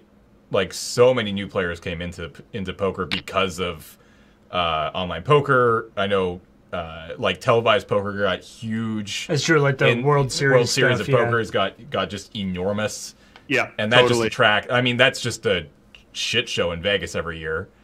I'm down there every year. Yeah, exactly. I know. Yeah, you are down there every year for. I go down there for 3 weeks or a month every year and play basketball, Magic, poker, and eat. Yeah, which sounds like a pretty good 3 weeks. It is unreal. Yeah, I love that. It's usually Ben S. and I will get a room, and then because him and I have, or let's just say our interests are closely aligned. That's watching basketball, playing and or talking about Magic, and eating and grinding poker is what we do. But anyway. Yeah, it's interesting because, the poker story from a big picture was that it was flat for 40 years. It was considered this kind of shadowy, gambly, shady type thing. Yeah. And then a few things happened. That's a good opener. You should open that up to 6 cents. A few things happened in concession. First off, a guy invented something called a lipstick camera, which is a camera that was small enough to fit into the rail of the table. Like you can see the fake table we're at here, how it has that raised up part. Yeah, you can fit a camera in that little gap. In 2001 that was considered something cool. So, you should bet here. So then you could do the whole. You should camera. bet 10 cents. Yeah, you could do a whole cam, exactly, and you could see what the players had, which was a big deal. Let's see if I want to see if Taffy calls here. Probably have to jump ship if they do. This board is what we call a dry flop. Yeah. There's just so few possibilities that you can have. You kind of either have an ace or nothing. There's not really much. So yeah. Yeah, but well, the interesting part here, though, is that if Taffy is an actual player, Taffy will have recognized that and said, all right, well, I'm going to raise it up to 26 cents because you really can't call unless you have an ace. Like, that's the bottom line. You just can't call unless you have an ace. As it stands, I think we should probably just fold. Like, it's probably just the better option to just let this one go. I like that raise by Taffy, but that's an easy fold, yeah. But So- anyway, yeah. the guy patented these cameras, and then so now all of a sudden poker was more televised viable. Then a guy named literally Chris Moneymaker, who was an amateur, won the World Series of Poker main event, and that was one where that was on TV, and it kind of made people think, well, if that guy could win it, I could. I mean, he was not very good. Right. And he won it, and people just thought, well, I might be able to do that. And then online poker came out a few years after that, and it kind of all made this confluence of events that made the poker boom. Peaking in about 2006, I think that was the highest record at the World Series main event, the one that Jamie Gold won. And there's like sort of celebrity poker stuff too, I guess. Yeah, totally. They've done two different ways to do that. They've done actual celebrities, which is horrible. That's just people that don't know how to play poker, just sort of jamming chips and being funny, which doesn't really work. And then what they do now is, since online poker was banned in the United States, that was a huge money drain for the industry. Wow, Deuce is held up. Jesus. All right. This game's getting a little better. But anyway, since they... Since the DOJ shut down online poker in the United States, that was a huge source of money. In fact, most of the TV shows that you saw for poker outside of the World Series were financed by the big poker sites, by PokerStars and Full Tilt. Right. And since they got shut down here, they aren't able to do that anymore. What the hell, Lawwiz? Just call them. Just call What him. is this? Yeah, he's min raising on the cutoff. Like, what are you doing, dude? Like Primo Twist, raise him just to... All right, whatever. Just call him. All right. VM Kid, 18 months. Hey, everyone. James is bluffing. Welcome back. All right. I mean... it is not a... so- You can check. Yeah. We got nothing. Yeah, but Lawwiz probably has nothing. So Call it. Call it. Definitely. Screw this guy. We're going to hit something. All right, we got a gut shot now. So if we hit a 9, we have a straight. And I'm assuming that a 10 or a 7... You should bet this. just bet it. Yeah, bet like 18 cents. I want to see if he calls. What do you got, Lawwiz? He's going to call with a 4. Oh, he raised! He raised. All right, well, we have to fold now. Lawwiz just savaged us. Man, this guy's a... Is there a thing in different styles of poker, like whether you get to see what he actually had or not? I guess what was the question? you get to see like whether he was bluffing there or not. I guess Yeah, that's you have to call. right. You would have to. I guess it's the prerogative of the person. If you fold, part of the advantage is that they don't have to show you. Yeah, whether That's they were exactly correct. Yeah, that's how it works. So there's an etiquette in poker, and online poker actually breaks that etiquette generally. I don't know where it's at now. I'm assuming it's the same. So if you get to the end of the hand, and this is the worst hand in poker, by the way, and we're going to raise it if it folds to us, though. Oh, Dimitri, you beast. You can fold. If you get to the end of a hand and somebody makes a bet and the other person calls, the person who made the bet has to show. If you got called, you have to show your hand first. But if somebody makes a bluff, let's say I bluff. Let's say I go, I bet $20, and you go, call. He did it again. Yeah, Lawwiz is just a maniac. Anyway, you can just fold, though. We'll get him. Don't worry. If I say I bet $20, and you think about it, and you're like, I call. Yeah. Like James is like, I call you. I have to show you my hand. Now, the two things that I can do are I can either turn over my hand and show you, in which case, if you want to win the pot, you have to reveal both of your cards, and they have to beat mine. Right. If you do, you win the pot. If I reveal my hand to you, and I say, okay, this is my hand, and you don't want to show me what you had, you can do what's called mucking. You can just keep the cards face down and fold them. Right. And I never get to see what you had. Now, it's the same in reverse, though. If I go, I bet $20, and you go, I call. Now all you do is just stare at me because I have to show you a hand. And if I don't want to, let's say I was bluffing, I could say like, you're good, and I can muck my hand. The cool part about that is you don't have to show your hand then. So you called me, and you just get to win the pot without even having to show what you called with. Right. So, but it's information, right? Like I don't necessarily want to show you what type of hands I was bluffing with in that scenario. The difference is though, on I say Magic Online on online poker, if there is a showdown, you can hit that button, and it will show you what the other person had. Oh, At least okay. that's how it was when I played. Interesting. Yeah. Adam, So you do just get a showed little up. more information. Hi. Hey, Adam. Hi, Adam. What's going on? He can't hear you. I can't hear you, Marshall. I'm so I can kind of hear you. I can almost I said- hear you. It's just I good said die. enough. I said die, Adam. Huh. Oh, you heard me now. Interesting. Yeah. Can't ignore me forever, buddy. Are you guys winning? Sure. I think we're down 2.5 buy-ins at this point. We are down, yeah, about 2.5. So no. So the No? answer is no. Okay. But we're buying in for literally $2 a turn, Oh. and we won $2 on a scratch and win. So we're Oh, basically you guys are even. way ahead. We're like basically even money. You degenerates. Are Scratch. you Oh, no. spending $2 because last time you got in trouble for spending so much money? We didn't spend any money last Yeah. time. Oh, okay. This has definitely turned around though. Okay, I like this hand. That's a good one. That's a good one. Mala again. Who's on the call, Fugi? It's Marshall. Hey, 50 bits from famous YouTuber James Turner says, let Adam play. No. You don't know anything about poker. Join the club. That's why Oh, we know lots about poker Yeah, now. that's Now true. you guys We're don't know basically I'm gonna professionals. quiz you guys in a few minutes here. Oh God. Is this the part where you quit your new job at Lure to become a full-time poker player? 3-bet him, raise him, Yeah, make it like 16 cents. that's Raise the fuck out of this. Taste it, Law Wiz. You little man. Man, this Law Wiz is really kind of getting under your skin, isn't it? Yeah, he is. We're gonna get him. I hate this little min raising bastard. Don't fold, Law Wiz. What are you doing? He's folding. Oh no, we're losing Law Wiz. Oh, he went in. All right. You raised. All right. So here I would raise again Okay. because screw Law Wiz.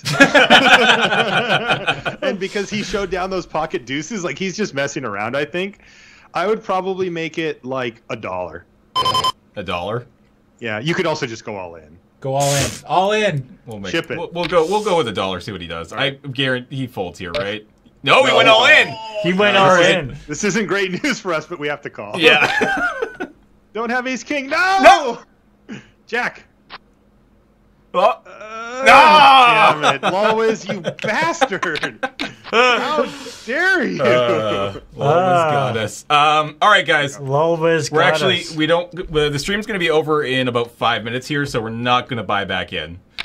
You're not going to buy back in and just go all in every hand until you either double up or. You monster! What is wrong with you? I like Marshall. There's a I mean, we can burn through this $2 very quickly. So sure, why not? Let's. I mean, do it. can I play? Can you just let me play? Yeah. Well, I. You know what I mean. Yes. You Like, just I tell me what to do. exactly, you have to do whatever I do. Yes. All right. Put on your seatbelts. I will fold some hands still, though. I'm going to warn you, but. All right, so here's your first quiz. If you're the first one to act, what is that called? Like Daisuke there on our right, that if they had a hand, what position It is had that to be called? terminology. God. it's, There's just Paul, you can the- answer too. it's the And if really you don't know, it's you the have to really make up a crappy scheme. position. yeah, it's a shit position. Yeah. That is true. That is accurate descriptor, but that's not what it's called. Uh, Okay, I'll give you a hint. It's called under the gun. Yes. Yes, You got did there. it. Oh, well played. All right. What is it called when you have that little poker star symbol thing in front of you? The button. Yes. Oh God, you guys are good at this.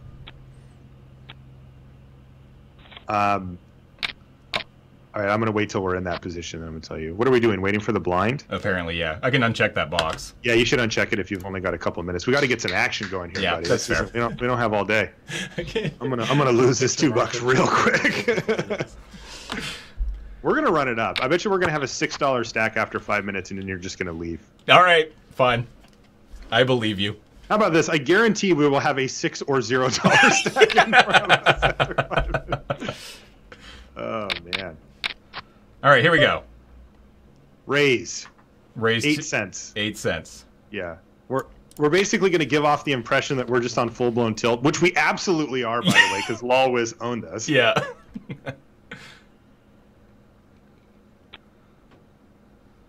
Oh, don't mess with us, Coxa. You have no idea. You're entering a world of pain. Did you see that? Lolwiz made fun of us. Yeah, he did. He said 4x LOL. He's out. He's making fun of our bet sizing because it's incorrect. Lolwiz is actually right. All right, what do you want? Oh, all in, easy. Just max it out here? Oh, definitely. Ship it. Well, that's a good way of making sure. I told you, either $0 or $6. We've only got like 3 minutes left. Oh, this is gas. This guy has ace-queen. We're totally going to... Oh, three-way all in. Jesus. Come on. Flop me pretty. Counter needs to get in here. By the way, we're making this game awesome. Like, even if we lose, there's just so much action now. We've made the world a better place for our $2. Oh, he folded? Ace-3? Diamond. No. 9. Ah! No! We had so many outs. Oh my God. We still have 16 cents. Fold that. Yeah. Jesus. Oh, apparently, people in the chat are saying apparently Taffy is ghosting us. Oh, is that right? That makes some sense. It's very weird to call with ace-3 there because we shipped, but also because counter magic was still left to act behind them. Like, ace-3 is not the type of hand... Like, they may call that if it was just them and I because they think we're crazy. Right. But they would not normally call that with a player behind. That I actually wouldn't be shocked if Taffy was ghosting. He said nice stream. Yeah. Yeah. I mean, like... It's the problem with being the second most popular stream on the poker thing, I guess. And it's just like, of course we could be streaming with a delay, but no, we're not going to do that. We're playing not for $2. Not for $2. It is crappy that Taffy's doing that, but sauce boys. You know what I'm saying? Sorry, I guess. Is that I guess so. sorry? I don't know. It's fine. No, enjoy your hard-earned $2, you piece of crap, Taffy 811. All right, what do you want me to do? Definitely ship it. All right. No, ship it. All of it. You have to go all in. Get the terminology, James. Oh my God, I can't believe we folded. No, we're fine. Now he's just calling our hands out for us. Because he's also hearing Marshall being like, no. Taffy's a monster. Troll, an unethical monster. We got 100 bits from Troll Bonus. 100 bits says, please do this again. I need this in my life. And Dapper Gentlemancer with a 50 bit says, here's the last of my bits. Maybe I'll cut into Marshall's insanity. No. Taffy, we don't care what you have to say. Stop talking to us. Isn't it past your bedtime? They are from the UK. It is getting on at night. Jeez. We would not have won this, by the way. Yeah. We'll win. Taffy says okay. Wait, are we talking? This is just awkward. They're like, Taffy's literally just replying to us. Yeah. You got that queen? Wait. Counter Magic's asking Lolwiz if they have the queen. 9:30 p.m. Now they're telling us what time it is. I'm just, you know what? Aberdasher with the 600 bits here. Even if you go to $0, here's the 6 to make Marshall not a liar. Thank you, Aber. Attaboy. Okay. Here we go. Oh, look at this. Last hand, pair of threes. No, hold on. I want to see what Taffy does. Piece of crap, Taffy. We're obviously shipping. No, you got a mind game. A pair of queens. Yeah. Taffy's watching the stream, Adam. Yeah, the other cheered your night and your bankroll. Yeah. So the other people on the table must be very confused as to what's happening. Taffy, just head over to patreon.com/LRR or Loading Ready Run and give us a nice little sub give for a us month the or money something. back that you just stole from us, you hack. Go all in, damn it. Squirrel Loot, 200 bits. Marshall teaching me more card games. Seems dece. Wiz is ghosting too. I give up. A Bronze Age god. So basically, we're the guy at the table right now, like sitting with the cards facing the wrong way. Like, am I doing well, guys? Oh man, 120 Just holding your pair of threes. I'm all in. Yeah. 120 bits to make up for Taffy's cheating. He called with 9-4. All right, come on. Ah, all right. We're done. GG. That's gonna do it. Cancel. Man, ghosted right out of this. Unbelievable. That was a lot of fun, though. I really enjoyed that. I definitely. that was fun. We woke up. We got poker, and I was like, "Oh, this is going to be a long day." But Yeah, I woke up and people were like, "Dude, they're playing poker on the LRR stream." I'm like, what? What? And they're Why? doing it You guys wrong. are just playing poker. I'm Yeah. like, what is going on here? Lord Tracker Zod, 200 bits, 100. Where's the value? Thanks for the bits, guys. We appreciate it. We've made our money back. We're good. All right. All right, Marshall. Thank you so much for You're hanging welcome, out. guys. That was fun. Thanks for having me on. Yeah, Yeah, for yeah. It was sure. really fun. Oh, I miss poker sometimes. Yeah. And then we get scammed, and I'm We like, can just, no. I'll text you later. We could set up like a week or a night where you can just Skype with me and I'll sit there and I'll play poker for you. Okay, that's completely illegal, and we won't be doing that. But I will text you later. All right. Okay, guys. Thanks for having me on. Yeah, no worries. Talk to you later. Yeah. Bye. All right, guys. That is going to do it for today's stream. That was a lot of fun. Yeah. I kind of love the fact that the ghosts were ghosting. It's the poke. It's the ghosting and then What's up, Taffy? being so. I like how we're just literally talking to Taffy now and Yeah. they're interacting with us. I thought he is. I'm pretty happy about it. Why? Don't ask questions about why we did things. That's just a silly question, Taffy. I think by now you should It's the understand. taking the ghosting to the next level and actually responding to stuff. Yeah. I do like actually. I'm pretty happy with our name, though. Yeah, Pokler is great. Pokler is good. Okay, yeah. So I that's, didn't even realize you could like talk in the game until. I don't even know started how doing- you do it. Like it. There you go, chat. Chat. Yeah. GG all. All right. We're out of I here. should have been like, see you never, nerd. But Jump off a sea cliff. that was fun though. I enjoyed that. It definitely like, it's a fun way to spend a couple hours. We didn't really spend we literally spent $6, right? Yeah. Like that's not that bad. So I don't know. Go check it out. If you can play online poker and you were inspired during that stream, then get to it. Yeah. Adam, why are you here? Don't you have work? People are asking. It's none of their business. I don't know. I'm also curious. Just Hopefully you your kind boss isn't the ghost in the stream. yeah. I think my boss has better things to do. Hey, than Rain. streams. Is that Rain 86? I'm gonna go with Rain 86. Thank you He's so like, much. yeah, you have better things to do too. Yeah, it's true. That's less than you'll spend on your MTG streams in a few minutes. It's true, right? We're gonna go into a Yeah. draft later, and it's gonna cost us like $14. Also, unlike MTG, theoretically we could have actually made money. Yeah, I mean, we didn't. You could make money on MTG. Well, it's a pretty extensive process. It's a little bit of a roundabout way of getting there, but it's possible. But anyways, guys, thanks for hanging out. Thanks for resubbing. Thank you for all the bits. A lot of bits this morning, which is great. We've easily, made our money back and then some. So that's nice. Yay. Definitely expect us to do. This definitely has convinced me that we're doing a poker night AFK at some point, and we're gonna do it with our Poker night at the moon base. We're gonna do poker night at the moon base, and we're gonna have like a 5-person buy-in, and you have to buy in with your own money, because I think if it's just like here's a bunch of chips that mean nothing, then it will be boring, right? I think we've proved that. We started the stream off today, and we played with fake money, and it's just like it doesn't mean anything, so you don't really get involved in it. So I think that could be kind of fun. So maybe look forward to that. Not anytime like in the immediate future, but certainly within the next couple months, we'll try to get that going because I think that would be a lot of fun. And Reagan or Regine? Yeah, I was saying Rain? I was saying Rain, just because maybe you're right. Rain 86 just subscribed. Yeah, we got that. Yep, we got it. I'm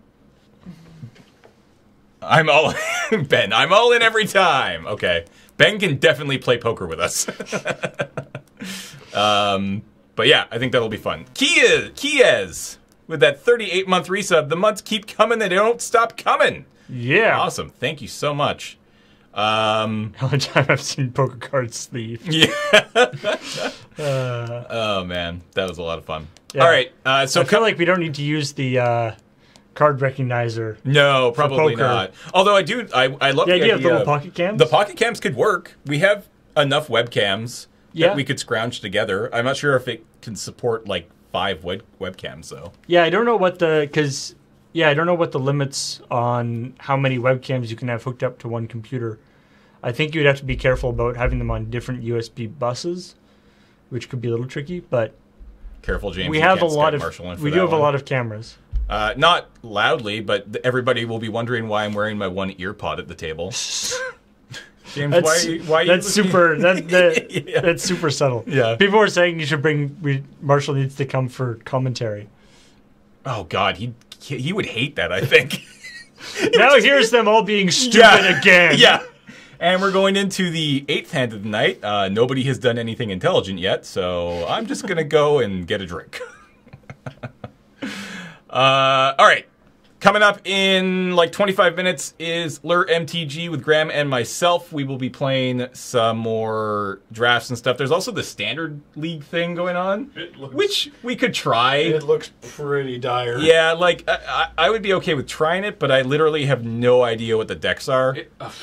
They're weird. Yeah, like I was watching some last night, and I was just like, because you random into the deck you get.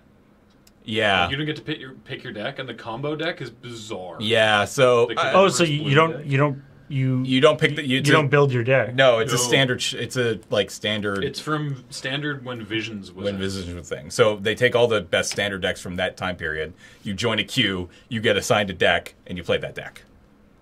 It's the standard, or the Standard Gauntlet is what they call it. Interesting. It's been around for a while, and they've been doing it after Pro Tours, like the top 8 decks of the Pro Tour.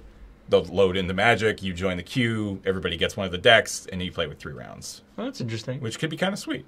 So, it would suck if you got like eggs or something as your deck. You're like, So, I don't know. Maybe we will check that out, but no promises. Magic for sure, and then later tonight on Talking Simulator, Cameron and Alex will continue playing. Why do I keep forgetting the name of this? Undertale. Thank you. It keeps just slipping my mind. I did it last night. Jared, no, we can't record Sidewalk Slam right now because Adam's at work. Yeah, can't you see? I'm working. Adam is clearly at work right now. Yeah, you savages. Jeez, get it though, right?